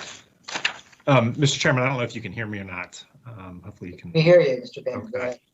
All right. Well, thank you very much, and congratulations to you and to Vice Chair Stevens on your reelection. My name is Andrew Painter. I'm a zoning attorney at the law firm of Walsh Colucci. We are assisting Atlantic Realty on its proposed special exception applications. I'm going to open up my share tray, and hopefully I can share my screen. But hopefully everybody can see that. We are very excited to be with the commission again. As Ms. Rizzi mentioned, we were last in front of the commission in April of last year. We've made a lot of progress. We've made a lot of edits to some of the comments that we received, not only from the commission, but from the council. We've also received a number of letters from members of the community. And as staff mentioned, we've held a number of outreach meetings, both in person walking tours and virtual town halls and virtual update meetings. Joining us this evening is Adam Schulman from Atlantic Realty. And I don't know, Adam, if you want to say a couple of words before we sort of launch in, but if you are, I'd like to give you the opportunity. And I know that he's logged on, but he may not be able to hear me, and that's okay. You know, when I look at this project and sort of step back, I keep coming back to, you know, kind of what does this project represent to Atlantic and hopefully to the city as well.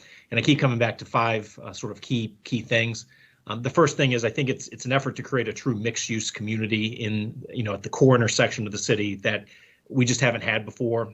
It hopefully will complement Insight's project across the street and really contribute to a true walkable urban mixed use pedestrian friendly environment where one can meet their daily needs and interests with one trip. So you come right down to the heart of downtown Falls Church, you find a variety of things to do.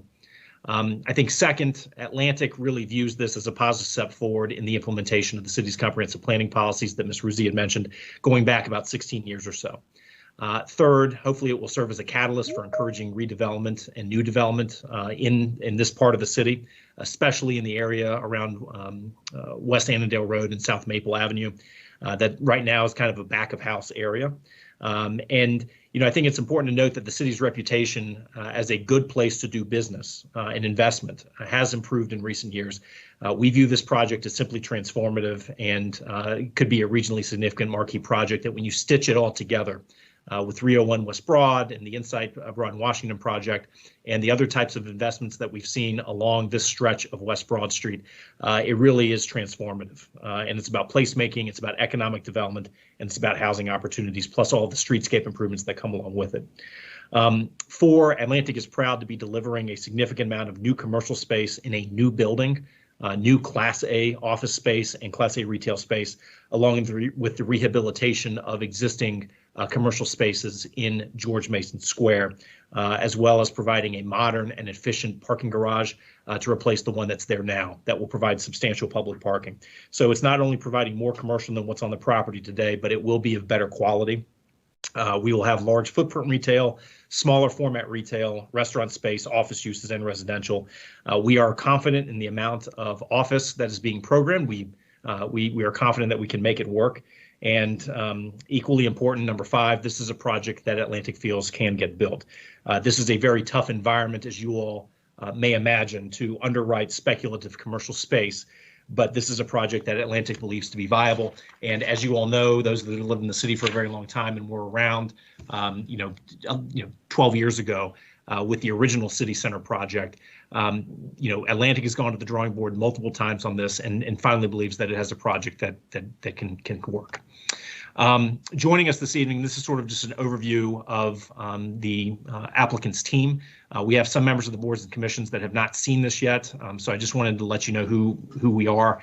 There's obviously Atlantic Realty, which owns a number of properties in the city, developed the tax analyst building in Pearson Square. Urban Engineering is the civil engineer, and Pete Crawford is here tonight, as well as Kevin Tankersley, who assists with some of the landscaping. Davis Carter Scott is our architect, and Thomas Danini and Kim Silva are architects with Davis Carter Scott. Many of you all might know them as being the architects of the 301 West Broad Street building, the Harris Teeter building. Fine Landscapes is also assisting with landscaping.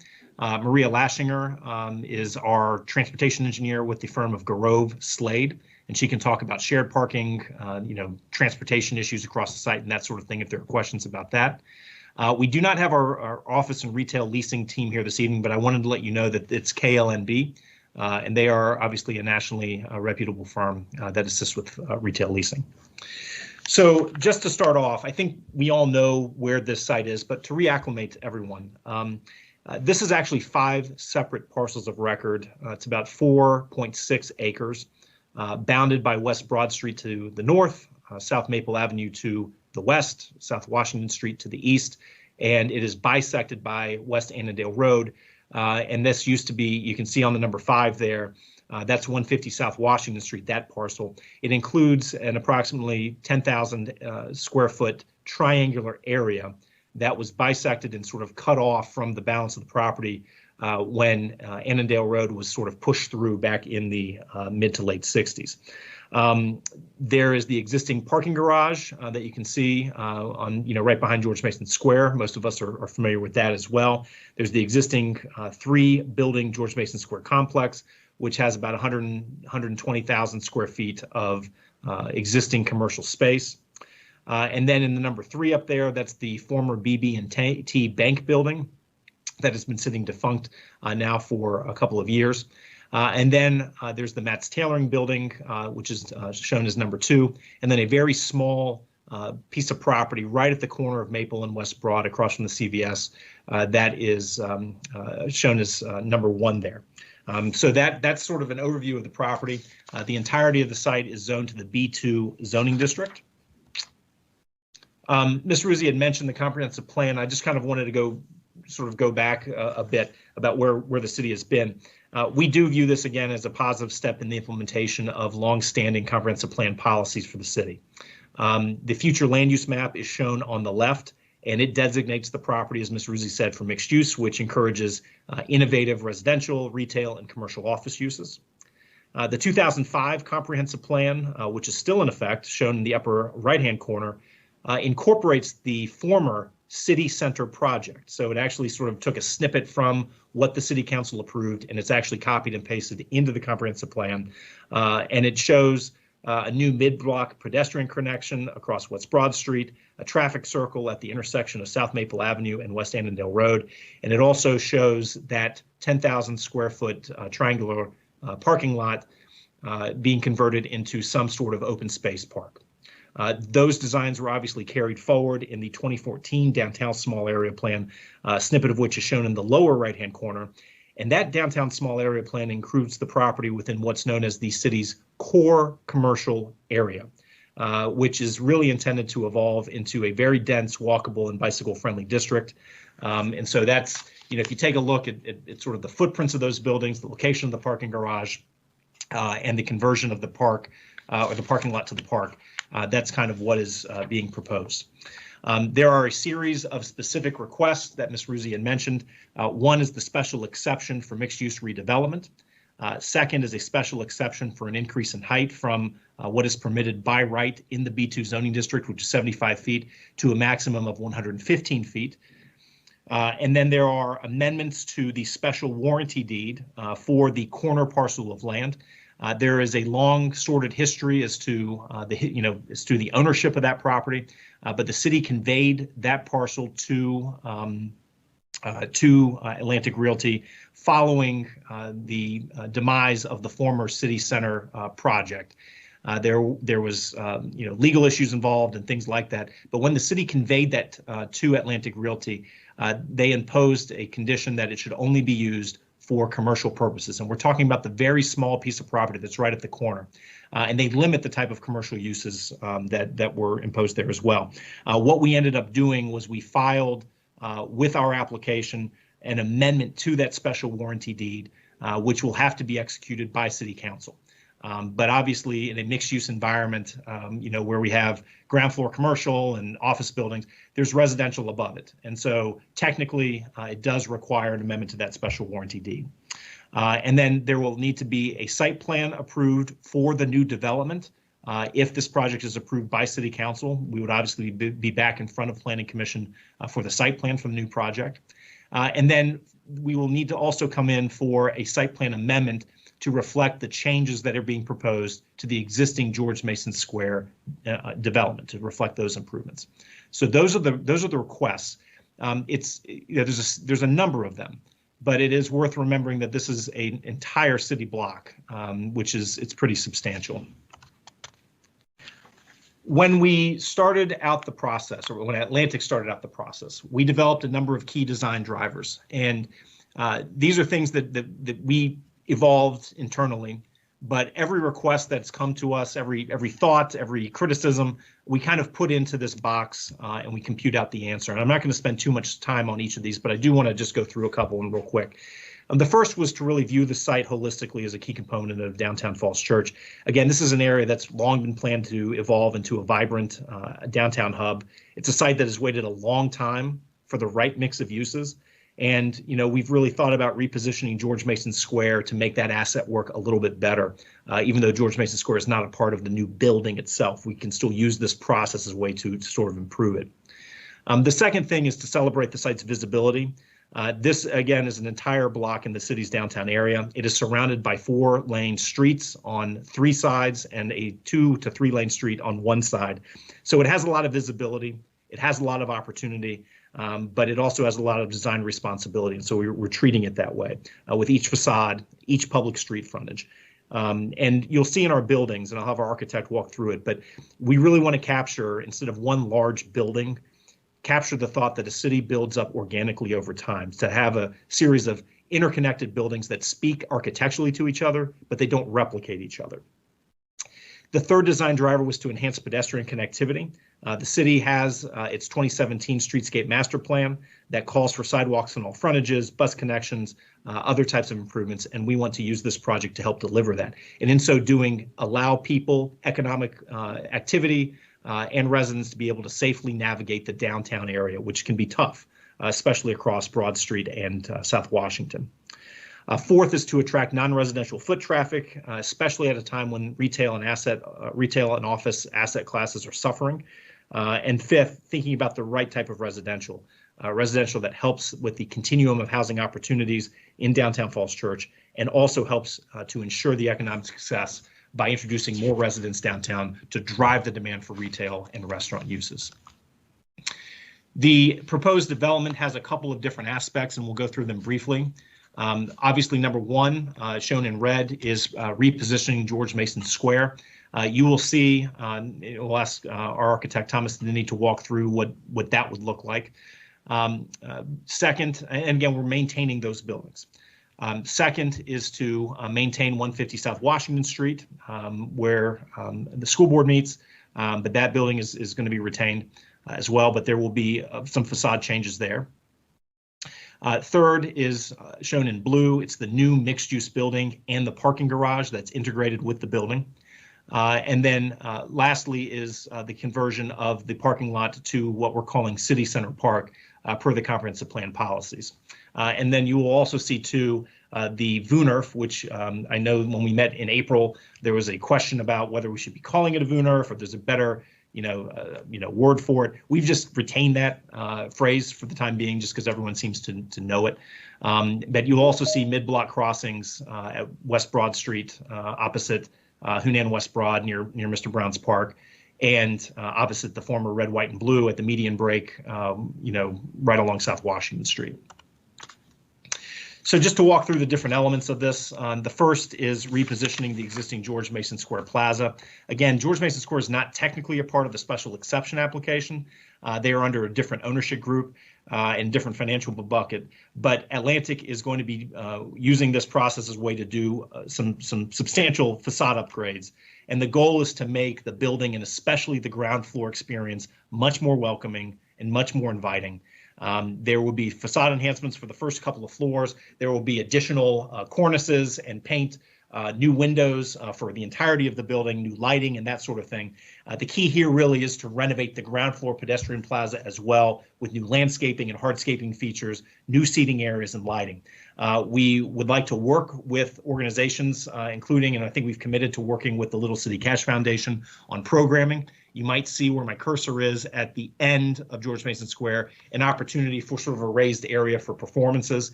Obviously, we want to bring people into this space and not just have it be sort of a dead space, which is what it is right now. We've also added public art to George Mason Square's blank walls to make it all look fresh and more inviting, with murals that you will be able to see from Washington and South Broad Street. And so, when we were before you in April, we really had just focused on the ground floor, sort of the first floor experience. We've now increased that up, again, for the entirety of the building, and we'll show you what that looks like. The new mixed-use building obviously is the new major development on the site. There would be approximately 430,000 square feet. This will be a LEED Gold mixed-use building. And we are proposing to replace the existing garage with a much more modern and efficient parking structure, which is critical not only to leasing, but frankly to access to the entire downtown. The building would be broken up between its commercial and residential components, with the commercial comprising about 109,000 square feet. That includes about 66,000 square feet of retail and restaurant and service uses. We have a retail program that's under review, but we have designated approximately 25,000 square feet right at the corner of Maple and West Broad, across from the CVS, as a grocer, and we have borrowed the same sort of commitment language that Insights Broad and Washington project used in making that commitment. Those negotiations are ongoing with our prospective grocer. We're not in a position to be able to disclose which grocer it is, but we have made the commitment in our voluntary concessions. In terms of residential, this would be 246 units, and just by way of comparison, the Broad and Washington project had over 100 more units in that project. 301 West Broad Street has about 60 more units, or excuse me, about 40 more units in their project. So we're kind of right in line between them. We're lower than both of them, but still it's 246 units. You can see the unit breakdown here as well. About 71% would be studios, one bedrooms and one bedrooms with workspace areas, or one bedrooms with den, and then 29% would be two bedrooms and two bedrooms with workspace.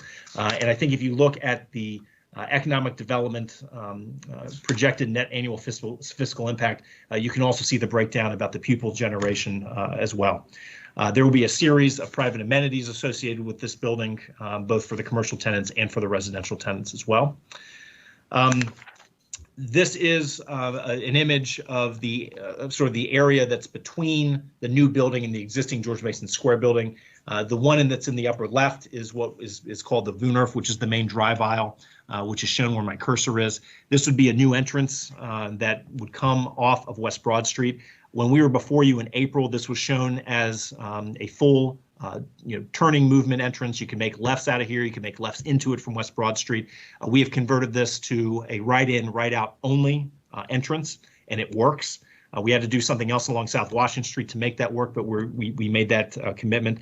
But the idea here is that this is going to feature high quality pavers, overhead accent lighting, landscaping, hardscaping treatments, parallel parking for adjacent retailers, but it can also be closed off. There will be 3 entrances, parking garage entrances to the garage, which allows this VUNERF, again, once things are up and running, to be closed off occasionally for events, be it watch night performances. Hopefully, once we're able to get back to watch night, the Memorial Day parade can be closed off for screen on the green events and that sort of thing. And the size of it is similar if you're on North Lee Street between the Kensington. That's sort of the width of the thing. It's about 60 feet wide, and it's fairly long. So it's a substantial space that's probably not reflected here. But the importance of the VUNERF is that it provides, you're not just dead ending in the middle of George Mason Square. You can continue onward to other retail uses, especially along the VUNERF, and then obviously to the grocer as well. So George Mason Square then becomes not the end, but just a component of a larger pedestrian area. So that's sort of the importance of it. But this sort of gives you a flavor of what it would look like. And here again is the VUNERF. You can see a size comparison. At the end of the VUNERF, there would be a large LED digital screen that again could be used for programmatic elements, for ambient, images, and again broadcasting of city events.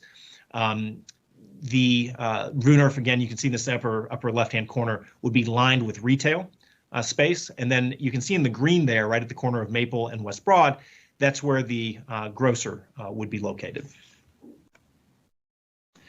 In terms of landscaping and transportation, just to talk about the transportation side of it, there's about 1,400 linear feet of sidewalk upgrades all across the site. Replacement of existing brick along West Broad Street and South Washington Street, sort of tearing that brick up, retaining the existing vegetation in the street trees that are not dying or diseased or denuded. Keeping those trees because they are just beautiful, especially along West Broad Street, but giving it a whole fresh look. We're proposing a new covered bus shelter along West Broad Street. If you go there today, right outside the BB&T Bank Branch building, there is just a bench there. So we're proposing a city shelter in line with the city's bus shelter standards. We are proposing 4 crosswalk upgrades on the site. Inside Broad and Washington project upgraded 2 legs of the Broad and Washington intersection. We are proposing to do the other 2 in brick. Similarly, along at the intersection of Maple and West Broad, we're proposing those 2 legs as well. As I mentioned, we are proposing a mid-block crossing along West Broad Street. I believe, anyone that's been outside of Dogwood or CVS knows that this is a long stretch of street to not have some sort of mid-block crossing. This is actually the longest stretch, I believe, until you get past 803 West Broad Street when you're over by St. James in downtown that does not have some mid connection or some signalized connection.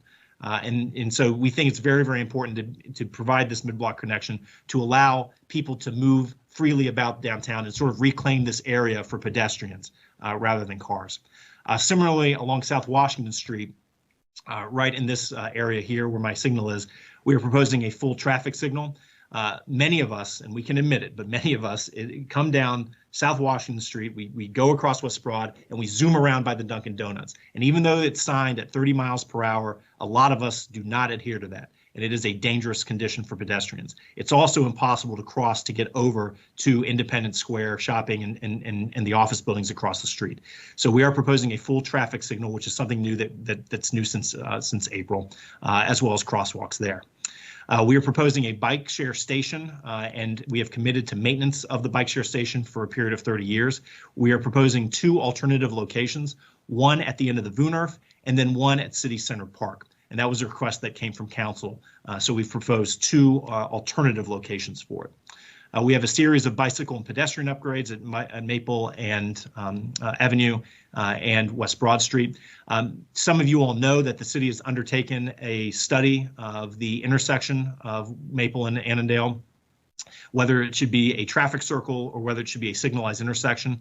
We are agnostic as to which is chosen. This is a city project. We understand the city prefers the traffic signal, the traffic circle, but this project works either way. I think our design team prefers the traffic circle just from a landscaping perspective, but again, that's an issue that's not ours, or a decision that's not ours. This is incorrect. It shows 969 parking spaces. We actually have reduced the amount of parking that's on the site to 878 parking spaces, and that represents a 20.4% reduction in the amount of parking on the site, just to again reduce the amount of parking wherever possible. Similar to that, we have committed to providing 30 public parking spaces in the parking garage at no charge. And we've had multiple discussions with the city about that. We have bicycle parking spaces. We've committed to a transportation demand management plan. We have electric vehicle charging stations that when we were before you last time, it was a minimum of 2%. We have now increased the amount of electric vehicle parking spaces to 5%. And then we've also provided a shared parking analysis as well. This is the proposed city center park. This was laid out by Kevin Tankersley at Urban Engineering.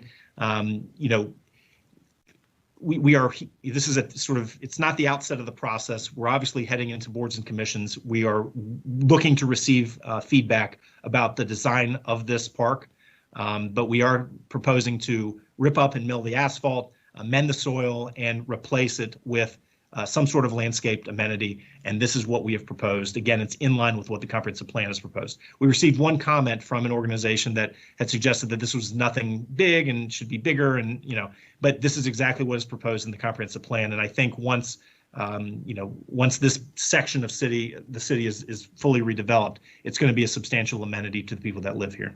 All of our signage is going to be in conformance with the city's sign prototypes. And so that you can see that on the left-hand or the right-hand side of the screen. These are just a couple of images, and with that, I'm going to turn it over to Thomas Denny to sort of show you the imagery, walk around the site, and then I will be back to talk about voluntary concessions. Thomas? Thank you, Andrew. Appreciate it. First of all, can you hear me? Yes. Excellent. Thank you. So I'm going to walk you through some of the architectural images that we are showing, specifically what is the difference in terms of what we're doing to the existing George Mason Square buildings. So as we move to the next images, so we can start doing see what else is coming on the next slide. Yeah, and Thomas, actually, I went ahead. I'm sorry, that one was out of order. Oh. I meant to start with this. Sure. One, so we can just walk up. No worries. Okay. So here's our lowest level plan. Essentially shows the corner of South Maple and Annandale. The reason for that is because, as you know, the site takes a drop in elevation. It's about 10 feet higher on the West Broad Street than it is on the corner of Annandale and Maple. So this represents how the residential retail will be entering from the corner. You can see in orange, and then you have several entrances around that will then enter into the garage that you see on the top piece of the sheet. That is the parking that is right underneath the grocery store. So let's go to the next one. So this will be the level that will be above that. So essentially this one has the entrances on both West Broad Street and South Washington Street. So in regards to West Broad Street, as Andrew mentioned before, we'll have the Woolnerf coming in here. And one of the main things is that today that entrance actually dips, it goes down. So one of the things that we're proposing to do is actually to bring it back so it becomes a very flat area in which people can sit and enjoy and have a retail experience and walking throughout the space in there. But again, Here you can see in green, as we discussed before, the grocery store on the corner, and then the other retail that will be surrounding the grocery store facing the Wooners. And again, the garage that is on the back side, that it will serve every single level as of all the uses on the building. And we can discuss that as we show sections that are coming up. And next, please. And Thomas, I think Sure. it's also important to note, you know, 4Ps is right here. And if you drive Correct. down this Woonerf today, or the drive aisle today, this stretch of building in George Mason Square really has a sort of a flat facade that's not open at all. But part of the upgrades to George Mason Square is to turn all of this sort of inside out, so that you have retail facing both sides of the Woonerf on the strong retail street. That is correct. And there will be some more images coming up that I believe demonstrates the intent for that, for the Wooners. As we go up on the building, we can then start to see this is a mezzanine that is facing the Wooners. The reason for the mezzanine is because the grocery store requires about a 30-foot in height. The retail only requires somewhere in the neighborhood of 15 feet or so. So we were able to then input a mezzanine level that could be used as a restaurant, could be used as a fitness center, could be used as many different types of retail commercial area. And as we go, and again, as you can notice, that they're all tied to the brand new garage. And then the next level should show us the office. Here we go. So then this will be the office level, that in the middle of the floor, it has a new, how should I say, space that can be used, a conference center could be used by both the existing office buildings and the new office buildings. And it'll have different services in there, like coffee, copy, meeting rooms, so many different uses. And again, it's tied to the garage. Next image, please. This becomes our first level of residential. So as you can see how the residential wraps around a garage. And one of the things that we've done is that every single level of the residential, so if you live on this level, then you park on the same level that you live in. So, and you'll see in the section that we provided later how the whole thing breaks up. Next, please. This is the Rooftop Terrace. So one of the things that we've done is, and there was a comment that came back from way back, that we should activate the top level of the garage, which we have. We have now included a pool. We've included some type of a green area, gardening up there. We've also included a main room for activities such as, classes like how to teach people how to cook and things like that, right there on the corner in yellow shown towards South Washington Street. So there's a lot of activities on top of the garage.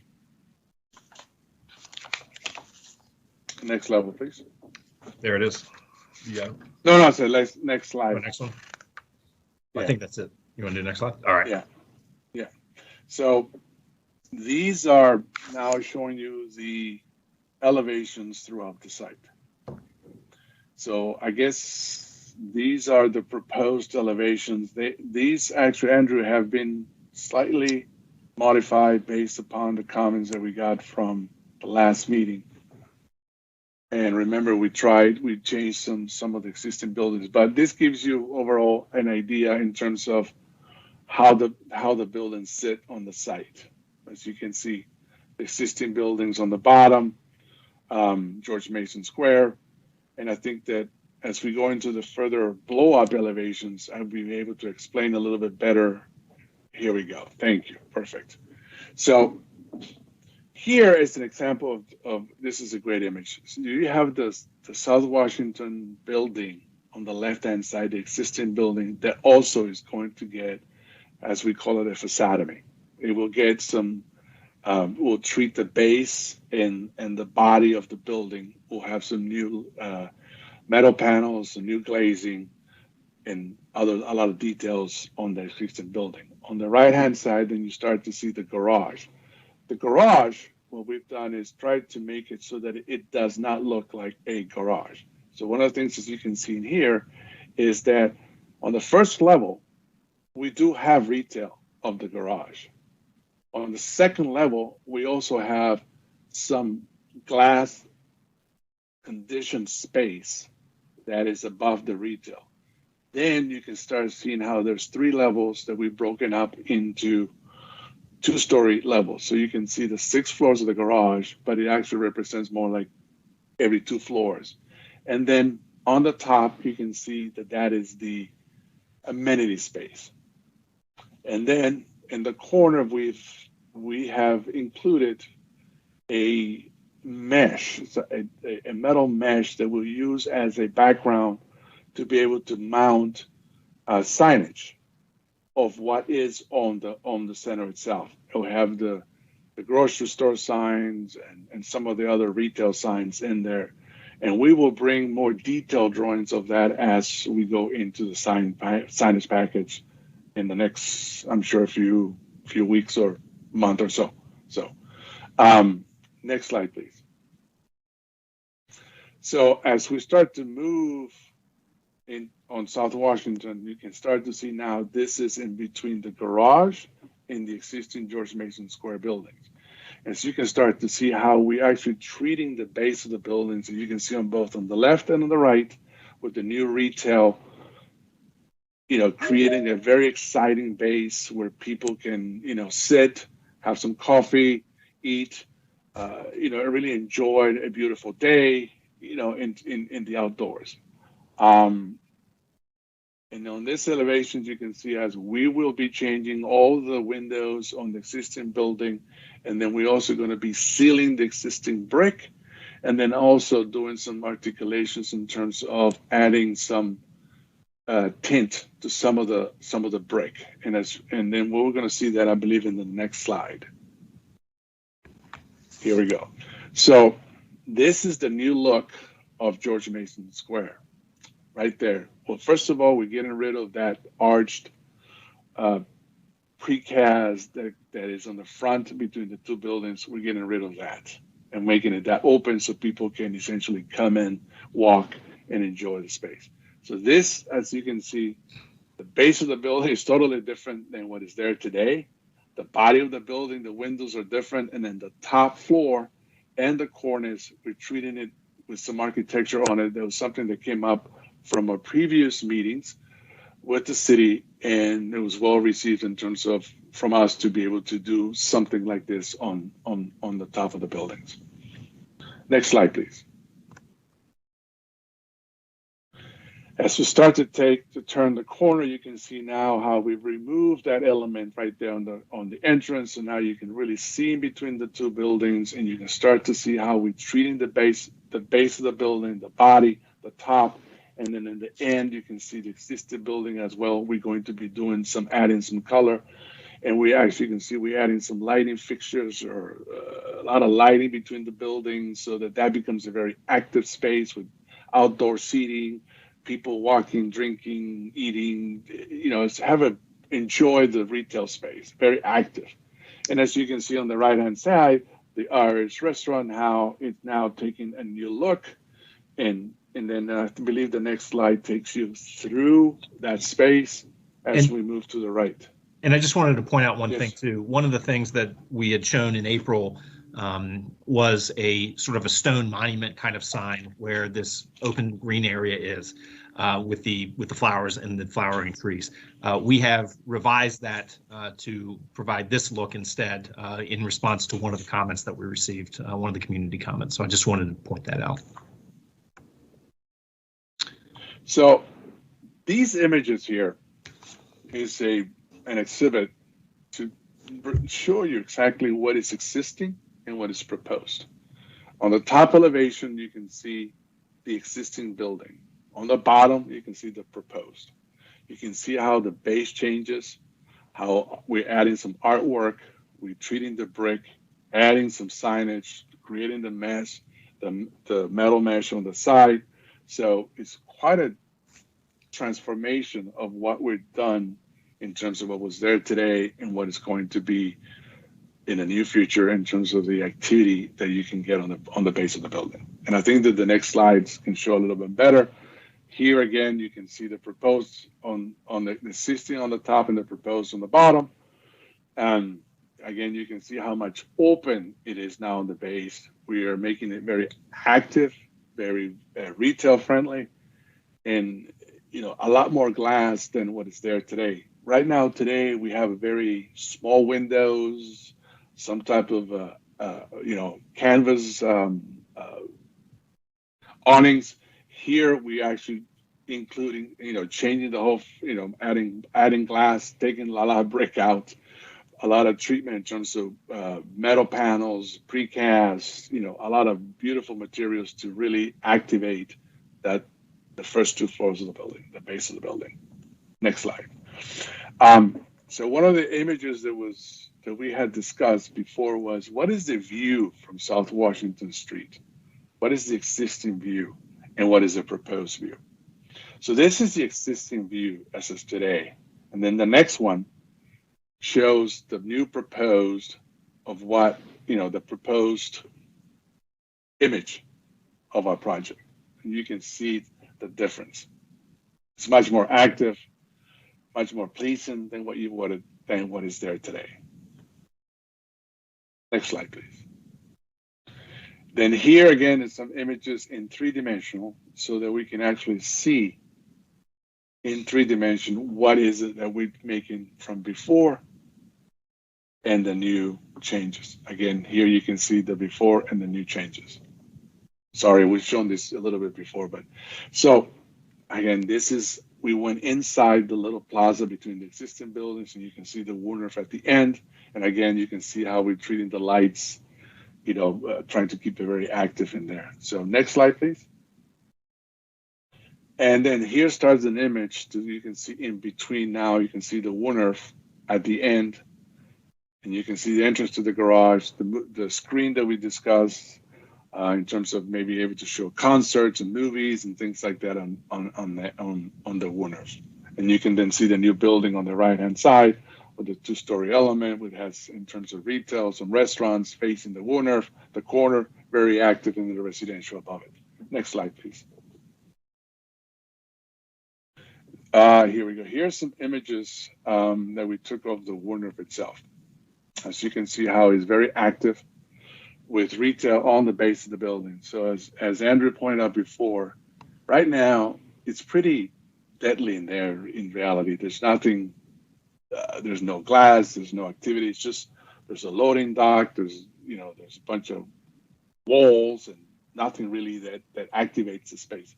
Well, we're gonna really activate the space, bring the inside out and the outside in, to try with people sitting, people being able to enjoy that space. Next slide, please. And as we come out from the Woodruff, you can see again the proposed building, the new building on the right-hand side. Next slide, please. As we go down the street, you can actually see the base of the building. This is the treatment that we are proposing for the building. You can start to see the bus shelter there on the right-hand side. And then this is the first floor. It will be dedicated for the grocery store. And then I believe the next slide shows you more of the corner, the detail. Here we go. So this is a view, and this is the proposed corner that we have for that. In terms of that's the entrance to the grocery store. That'll be the signage. It will be a 2-story element in terms of, as I said before, they need about 30 feet, 28 to 30 foot in space. So next slide, please. And here's a little bit more detail right there in the corner, so you can see the entrance, and you can see how the buildings start to go to the right, and then you also the building on the left-hand side. So next slide, please. These are some of the images as we turn the corner. One of the comments that was done quite early in the process was that the image on the bottom left-hand side. And also on the bottom right, it's shown with articulation more like coins, stone. So we've made the commitment to make sure that this is actual precast. So it's actually a concrete, architectural treated. It's not EFS or it's not, fake. It's real stone. That's made those commitments. So again, this is the type of articulation and architecture that we're proposing for the buildings.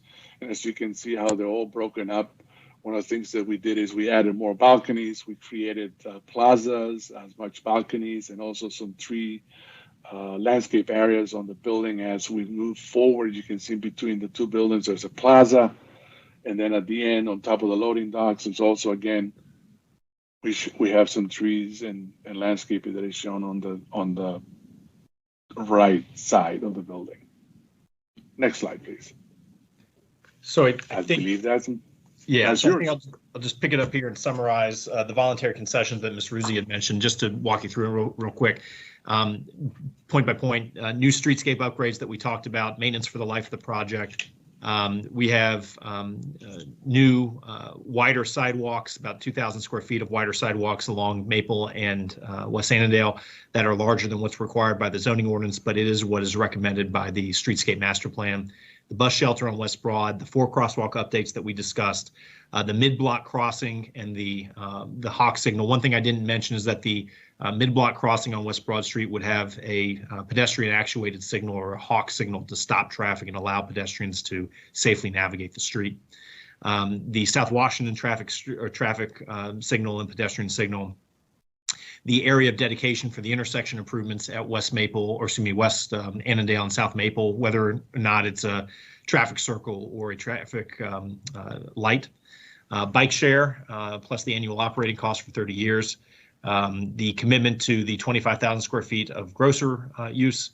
The 3 free public parking spaces at no charge to the city. There had been a prior agreement that the city would pay $300,000 for those spaces after redevelopment. We have agreed to not seek that. So there's a separate agreement that will have to be amended after all of this. But we have committed in our voluntary concessions to having those public parking spaces be free. We have emergency vehicle parking space. We have the school's contribution. We have a library and parks contribution. We have we've committed to $25,000 for public art, but also to work with the Arts and Humanities Council on selection of the artwork. We talked about the City Center Park dedication. We have a 20,000 stormwater fund contribution. We've also committed to reducing the amount of stormwater volume on the site by an additional 20% beyond the city code requirements. We have committed to LEED Gold, the 5% electric vehicle chargers. We'll have a little over 13,000 square feet of vegetated roof. And then we've also committed to an additional sustainability measures, which are shown here, which we can talk about as well, but sort of, additional things that we've committed to. Ms. Ruzzi had mentioned the 10% affordability. This is the breakdown of those units. I will say that much like the Insight Broad and Washington project, we are working with staff on how this is what we came up with housing staff, but talking about seeking a credit against some of our other voluntary concessions in order to make all of this work. The 3,000 square foot conference facility that Thomas had mentioned, we have committed to allowing that facility to be used not only by our existing and new tenants, but also by city organizations, boards and commissions, and nonprofits as well at no charge, obviously on a first come, first served basis. We have also committed to reserving space in the building for the Falls Church Chamber of Commerce, plus to fit out that space.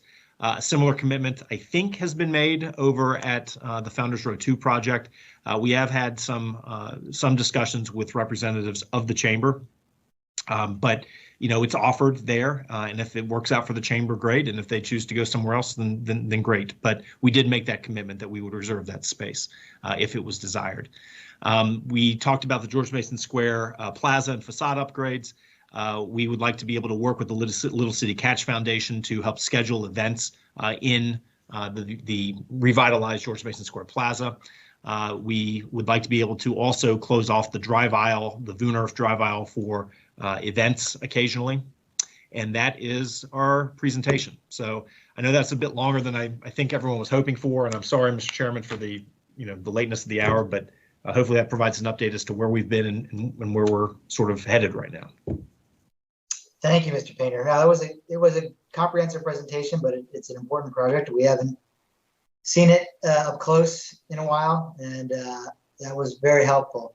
And again, the point of tonight, again, I'll just reiterate what I said earlier, is to have a relatively higher level conversation. Ask some questions and make some more general comments, understanding that both including the Planning Commission and all the boards and commissions who are represented here tonight are going to get to see this again in detail, to really drill down on some of the key points that they have. But so I guess, and again, I envision this to be more of a high level dialogue.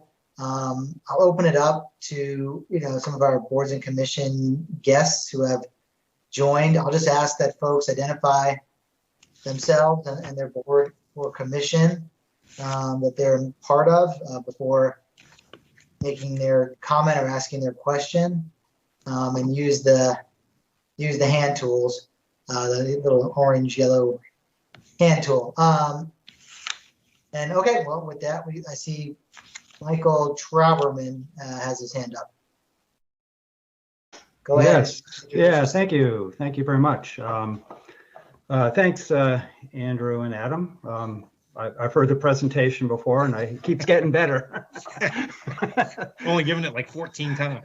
Yeah, I think I've heard it all 14, so that's great, plus the walking tour. But anyway, my name's Mike Trauberman. I'm on the Environmental Sustainability Council, and so I'm not going to try to get too far into the weeds as recommended, but I think you remember some of the things. We sent you a pretty detailed list way back when at the first Planning Commission work session, not town hall, it's a work session, I believe. But I just want to reiterate a few of those things. We're going to be really focused on getting this project as close to net zero carbon as we can. So we encourage you to do whatever you can to get there. Minimizing greenhouse gas emissions is one of our priorities.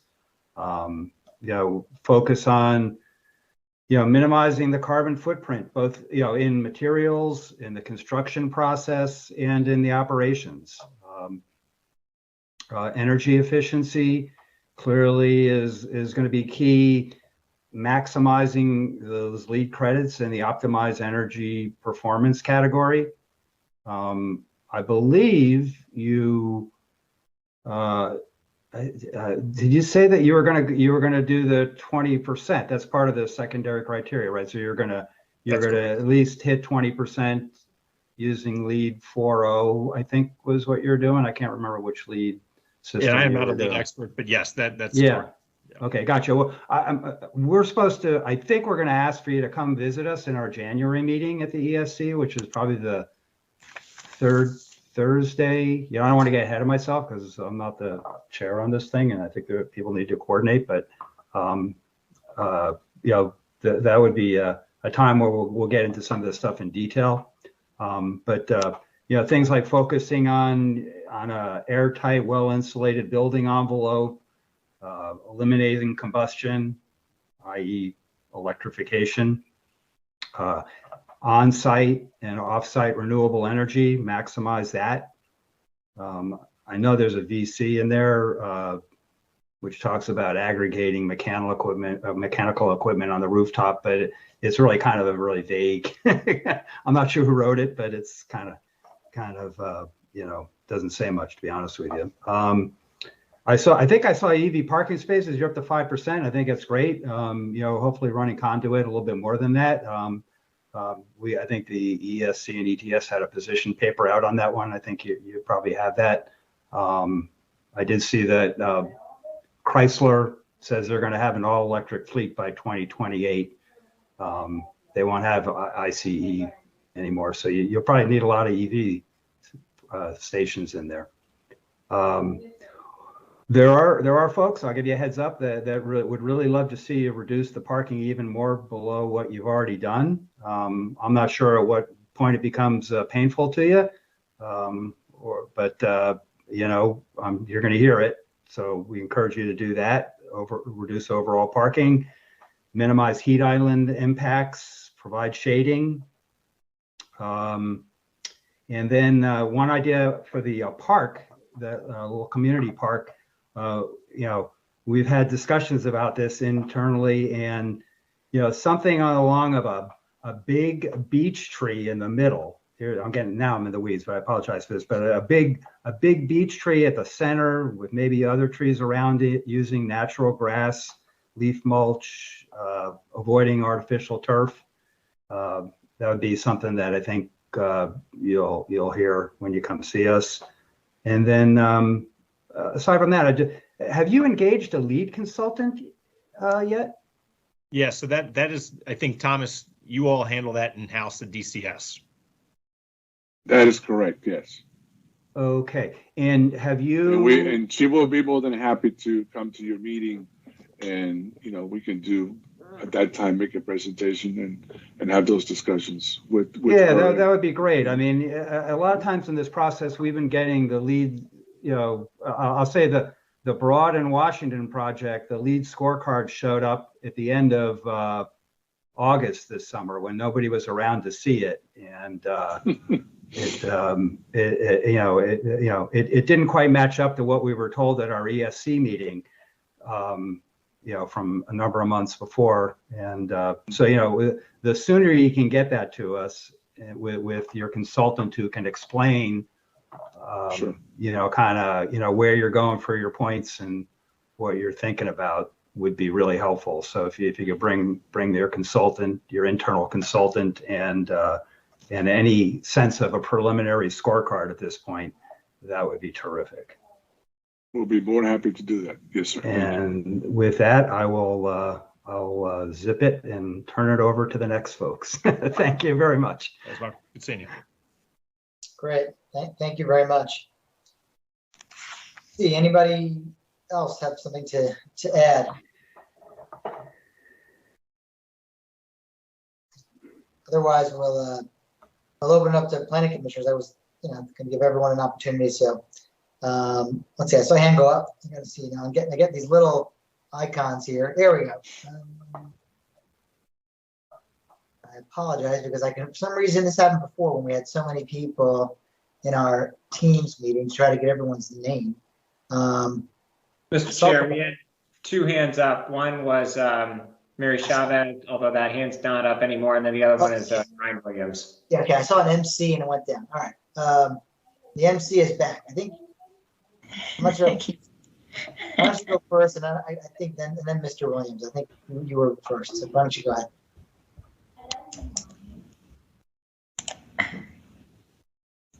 Yeah, Ms. Chavez, why don't you go ahead? Okay. I'm Mary Chavez. I'm representing the Village Preservation and Information and Improvement Society. And I believe you have the letter that we had sent to council, and we look forward to discussing the specific points in that letter with you when we meet with you.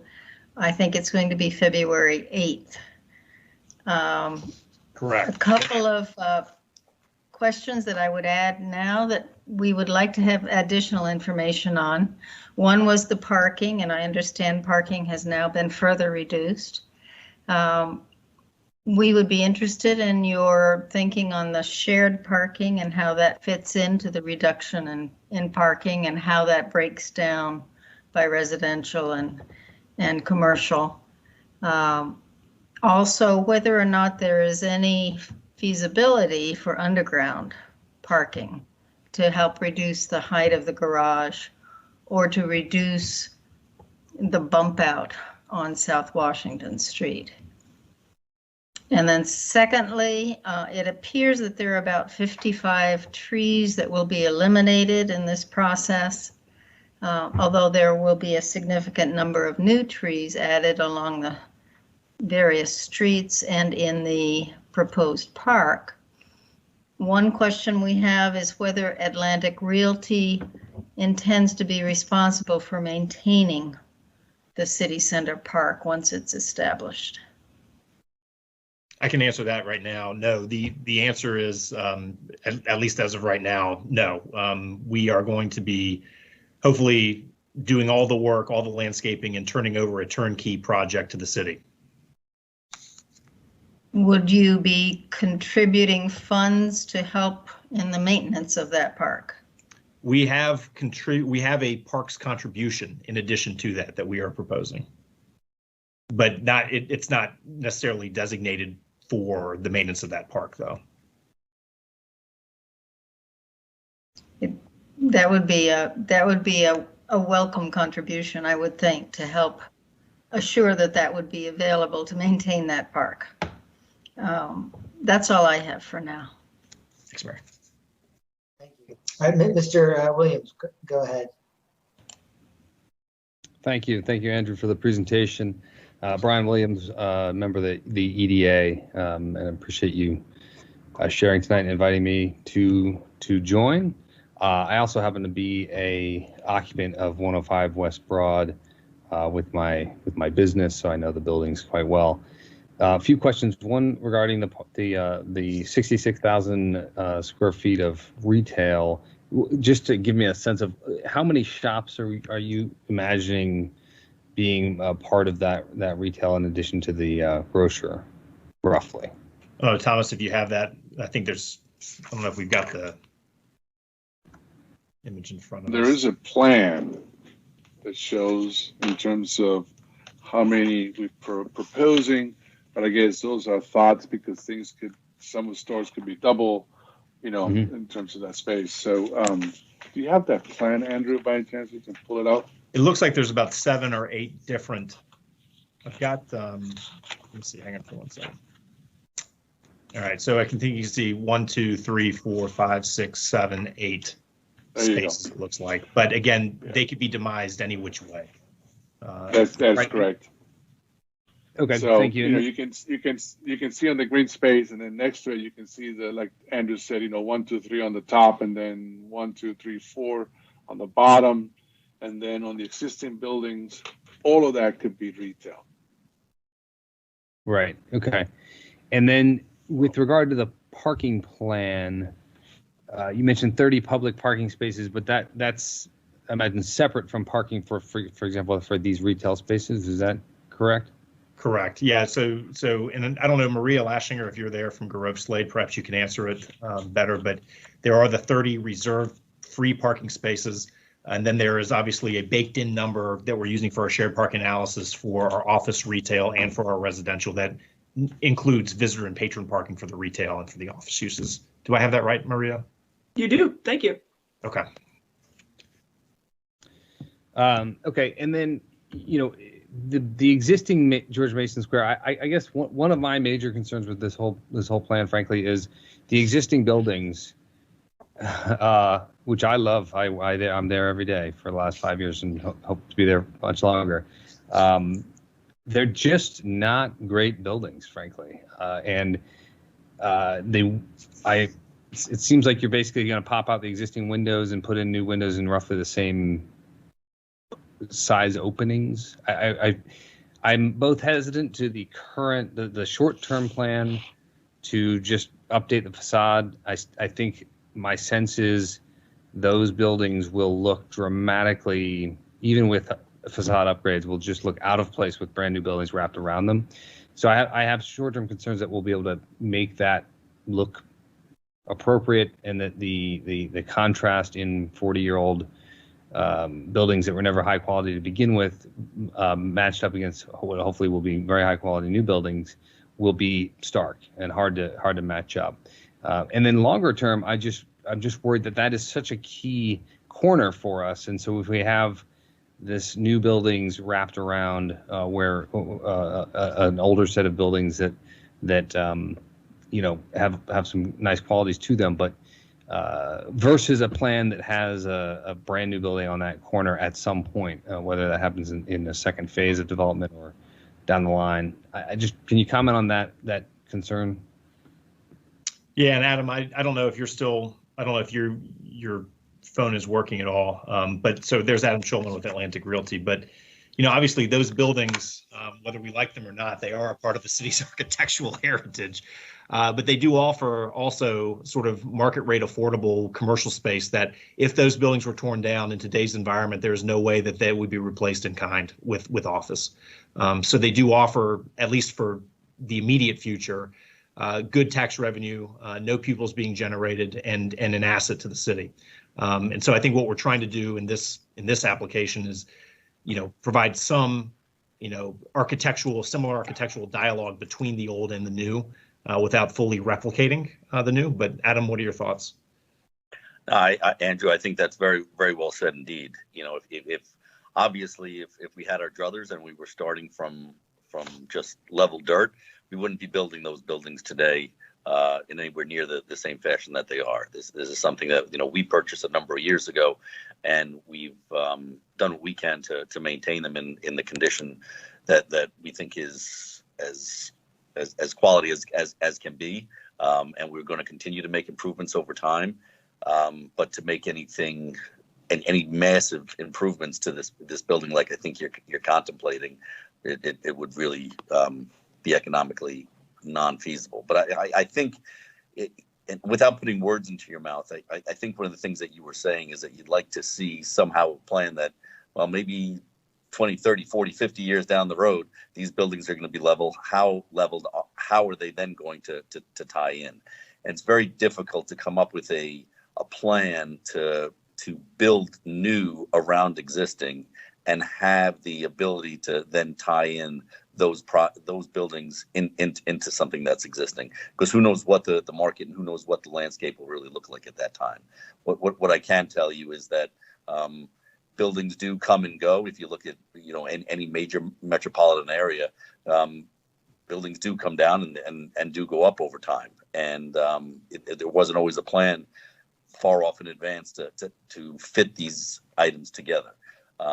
I do hear what you're saying, and by making some of the improvements that we're making to George Mason Square, we're trying to have as close a relationship between the new and the old without really taking away from the new buildings just to make the old look better, if that makes any sense. It does. Thank you. Just in the interest of time, we'll keep moving. I think, Bob Young, I think your hand was up next. Thank you, Mr. Chairman. I'll keep my comments brief. As you all know, the EDA has considered the project, had requested early on a number of improvements that by and large, all of them have been made. I want to focus particularly on parking. It was the EDA's position that the amount of parking ought to be reduced as much as possible, and EV stations maximized to the extent possible. I think that's probably a fairly consistent position across many of the boards and commissions as well, I think, as council. So we think less parking is better. We think the landscape will change, and what's being proposed now is probably a pretty good number. So by and large, the EDA has felt that while, as Brian was saying, we'd like to see additional improvements, particularly to the third and fourth floors of the existing buildings, by and large, we think this will be a really good project. Thanks. Great, thank you. Jason Garman, I think you were next. Hi, thank you, Mr. Chair. My name is Jason Garman. I'm the Vice Chair of the Citizen Advisory Committee on Transportation. Just a couple quick key points that I think, of course, we'll get into more details when we meet with you individually. But again, thank you for taking the time to present tonight and go into a little bit more detail about the changes that have happened over the last few months. I think it's just some of the key items that we're looking forward to discussing with you in more detail. On the transportation side of things would be bicycle and pedestrian facilities along particularly the Maple and Annandale borders of the site, as well as, considering or ensuring consideration of bike and pedestrian LOS just as much, if not more so, than vehicle LOS in the vicinity of the site. And another thing that we'd like to discuss in much more detail would be potentially dedicating space for rideshare pickup and drop off, as well as food delivery services that have proliferated, particularly over the last 2 years, and may continue to do so into the future. And just ensuring that we're providing space for those types of services without negatively impacting vehicle or bicycle or pedestrian movements around the site as well. And lastly, on EV chargers, as Bob said, it's a subject of great interest for multiple boards. We appreciate that you've already increased that to 5%. I think providing the conduit for substantially more, even if those aren't installed right away, particularly upwards as much as 50% is what I think we've recommended on other projects in the city, as far as being ready for that, in terms of allocating the space necessary for the conduit and things like that, without necessarily, fully installing the chargers right at the start of the project. But being ready for that transition to happen, I think, much more quickly than any of us may realize, in particularly in an area of relatively high income, that transition could happen faster than the national average. And so, particularly with the slightly higher cost of electric vehicles to start off, those costs are going to come down as they get mass produced. But I think that's something that we need to be ready for, sooner than we may think. And so making sure that we allocate that space appropriately, or allocate the space for the infrastructure appropriately, so the chargers, the increase in the number of chargers is a much easier exercise 5 or 10 years down the line. So again, just wanted to keep it brief on those few things, and we'll certainly get into more detail on that and much more when we're able to meet in more detail. But thanks again for taking the time to present to us this evening. Great, thank you. Stephanie Lamour, you're up.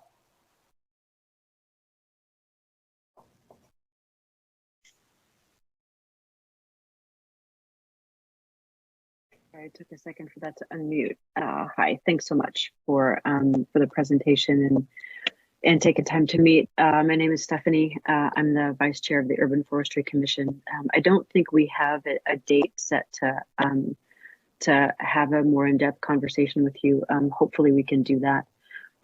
Just a couple of quick things. One, I wanted to be sure and just echo Mary's comment regarding considering an additional contribution for maintenance of the park. I know one of the things that we hear often from the arborist, the city arborist, is that their workload, his workload and the workload of his staff is already pretty heavy.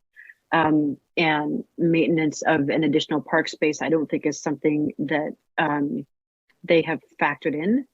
And so I think an additional contribution that would help with that, I think would be appreciated. And then my only other question, and again, if it's too in the weeds, we can certainly get into it at a later date. But you mentioned a green space calculation of 16%, and I know a couple of us on the Urban Forestry Commission were curious how that calculation was arrived at. And whether or not it includes existing streetscape and things like that. And again, if that's too much in the weeds, it's something we can talk about later. But I know we've had some confusion about how that number was arrived at, and so we would just appreciate getting some clarity. Thanks. And yeah, thank you very much. And I tell you what, we are waiting to hear back to schedule the Urban Forestry Commission either later this month or next month. So we can get an answer to you on the landscape open space calculation then.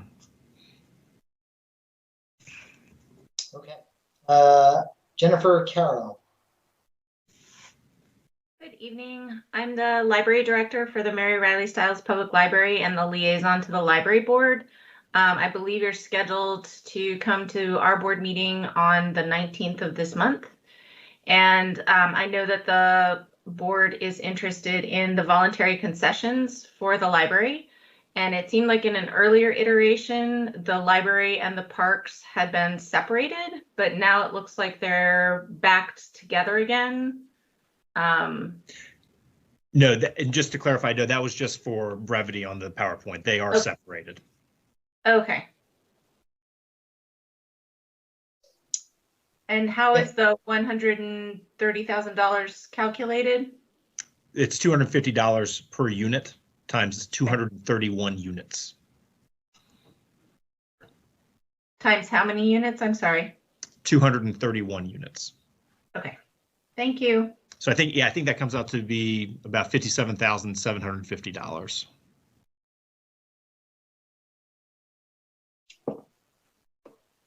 Thank you. I don't see any other hands from our guests. I guess I'll open it up to to planning commissioners if they want to add anything. Of course, we're going to see this in work session in about a month.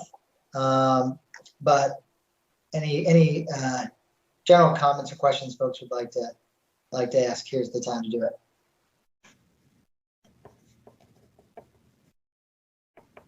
Okay, Mr. Stevens, go ahead.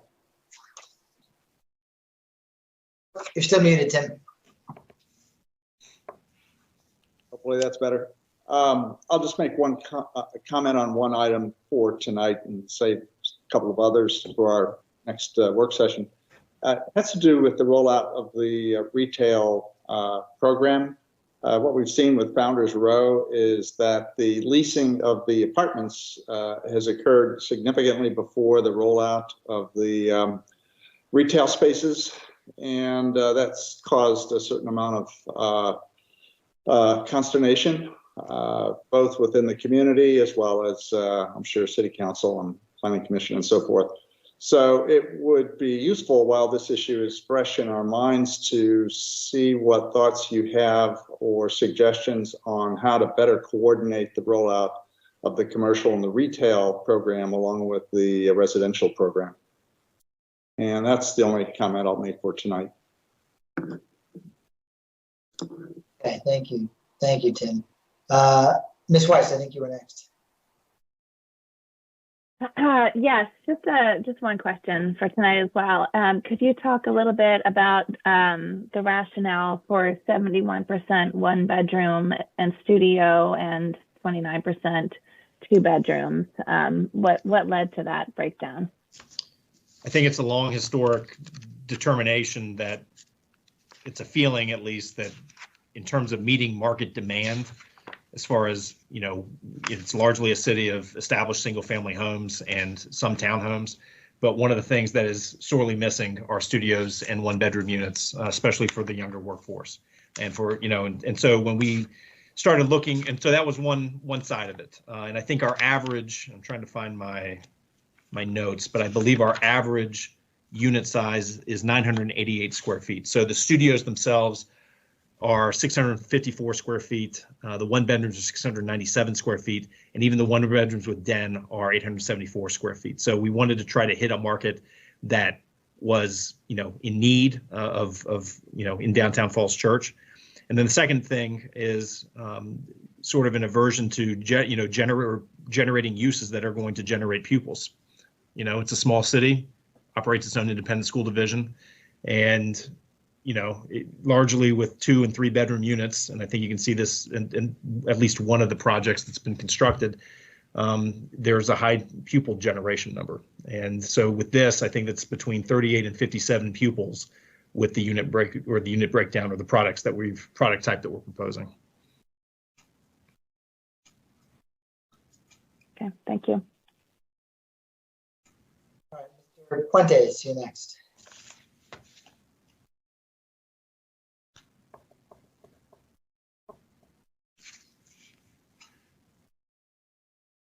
Nope, I think you're muted. I think you're still muted. Happens to us all. Still can't hear you. Maybe is it a mic problem? All right, you know what? We'll go over to Mr. Hyra, and maybe we can circle back. Go ahead, Derek. All right. Can you all hear me? Is everything working on this front? Andrew, I just want to say this is the first time I've heard the overall presentation. I missed the walkthrough and am extremely excited about what you guys are proposing for this really important part of the city. There's just so much activity in terms of development going on, from what you guys are proposing to across the street to just, going to the totally other side of Broad, which we heard about a little bit more today or tonight on our meeting. And I would just say that, out of all the things that we've seen so far, at least on my time, and I've only been on this planning commission for about 6 months, I mean, this seems to be one of the most ambitious in terms of the retail, the office, the residential, in terms of what you're trying to accomplish. And so I just applaud your entire team for trying to pull this off. We'll see if you can do it, because no one can predict the market right now. And Ms. Weiss's question about sort of the residential, I think that's your most solid. I mean, the residential is what's, driving this. And I do think you have market demand, but I think that what we're sort of struggling with is a project like yours. I look at affordable housing. That's kind of my main interest. And you've got the ADUs, which is great, at about 10%. But we're trying to think of how can you provide housing for those families. Like, all the developments that we've been approving over the years have been the studios, the 1 bedrooms, the 2 bedrooms, and actually our population in the school is going down. So at some point as a city, we've got to think about maybe going back to what scared people, and that's the 3 bedrooms. And also thinking about the affordability. The affordable units, most of them, are the studios, 1 bedrooms. That's not going to provide affordable housing for families that have kids who can get access to our schools. So I know as a planning commission, as a city, we're really trying to think through how can we do development like you're proposing, but also squeeze in some of those 3 bedrooms at an affordable rate. Do some of the ADUs at the 80% AMI, but also get some at the 50 to 40% AMI. Now, I'm not asking you to do all of this, but one of the things I am thinking about with this project, this is a major project, 25 units for the ADUs we have. And it is clear from reading the staff report and understanding the ADUs and whether we're going to provide them within the building structure or the cash contribution, there's not consensus in the city council. There's not consensus on the staff. I don't know exactly if there's consensus within your team, exactly what you want to do. Would you rather make the cash contribution, or would you rather have the units within the development? But the one thing I will say is, and I want everyone to think about this development is so massive, it's going to have spillover effects. We actually have affordable housing near Maple that is not too far. And this development, if it gets executed, will increase the property values and the rents where we have affordable housing within a very close walking distance. So, we have to think about how we utilize the money that is part of the affordable housing contribution. And the one thing I want to say, this is not just for the development team, this is for city staff. I noticed in the report, it said that take the in-kind contribution and maybe use some of that in-kind contribution for other purposes. No way. The entire in-kind contribution, if it comes, needs to be designated towards affordable housing. This is the #1 priority for our planning commission, which we talked about this meeting in terms of recommending the city take into account trying to produce greater affordable housing. So if that's the planning commission's #1 priority to the city, there's no way that city staff should be thinking about how to play with the affordable housing contribution for other purposes. So these are just a couple of comments. I don't really have a question, but I guess one of my questions would be, what would you guys want to do with the ADUs? Do you want to keep them in the development, or would you rather have the in-kind contribution? Because again, I saw that in the staff report that there's a back and forth on that. And I really didn't hear the development team sort of lay out their preference. So maybe Andrew, you could talk about that. There was fair discussion about that at council. Kind of like the traffic circle versus the traffic light. I think we're agnostic about it. there was a thought at council, if you go back to the December 13th work session, where there's a thought about being able to use that money to, spur additional development, perhaps in conjunction with a state or Amazon grant or something like that in the coming years. I think, and there was, and you said this correctly. I mean, there were some strong opinions about getting rid of that. And then there were some strong opinions about giving council the option, depending on what opportunities may present themselves. So again, we left it in there as an option. We could strike it, but we want to do so at council's request too, and just make sure we're kind of all in line. But Adam, I don't know what your thoughts are on that. I would say that's 100% correct. We've in all our discussions with council and with city staff, it has been something that the city had not decided whether they wanted the units or they wanted the cash in kind, and we are comfortable either way on that matter, and don't have an opinion one way or the other. Could you guys just tell me what is, if you took all the units out and gave a sole in cash or in kind cash contribution for the ADUs, what would that number be? I don't know the total value. I don't know what the total value of the standard 6% is that we would, if we did that, but I can tell you that the value between the 6 and the 10%, I believe, Adam, is around $1.5, $1.6 million. That sounds correct. Yeah, that was in the staff write-up, but I wanted to know the figure of the total. I can get that for you when we can get that for you. Using the city's numbers, we can figure that out for you. Okay. Well, thank you. Just again, want to say that very excited about this project. I'm sure you're going to have a lot of people pulling on you for different things, as we've seen in this meeting, whether it's for environmental sustainability, if it's for different facade looks, and for me, it's going to be on the affordable housing front. But overall, really pleased with what you've proposed. So thanks.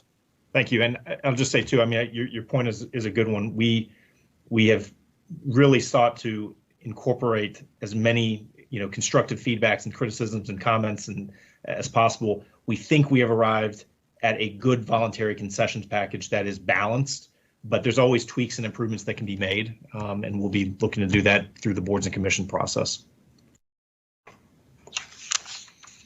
Okay. I don't know, Mr. Puentes, if you were able to get your audio fixed. We still don't hear you. All right. Well, I guess what we'll do is we'll kind of wrap up here. I don't have too much to add, for me. I mean, I'll just say, I said this before. Again, I'll save more detailed comments for when this comes back and I can review the latest plans in detail. But just, from an anchor standpoint, I know I still see that, the grocery is still kind of listed as the main retail anchor.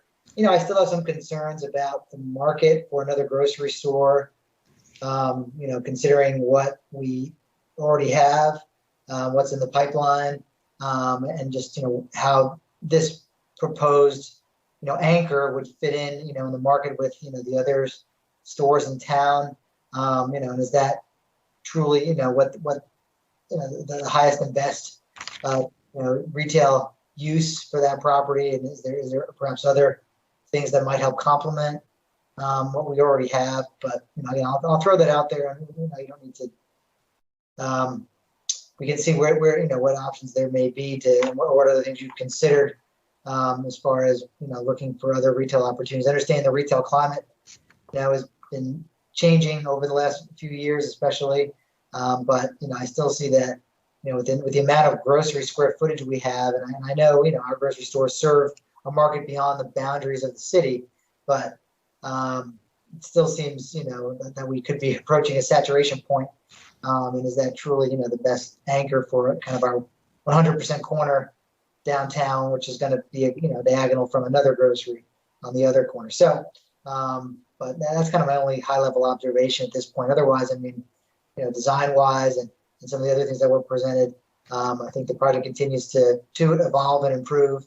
And it is an ambitious project, as Mr. Hira said, and so that comes with both pros and cons. I mean, I think there's a lot of responsibility, given the prominence, visually of that corner and how important it is in town, and also what it means for, as Mr. Howard said, for some of the neighborhoods surrounding it. But so with that, I think we can conclude. I thank everybody for attending, all the other boards and commission members and guests that participated tonight. It was a long night, and thanks for sticking it out.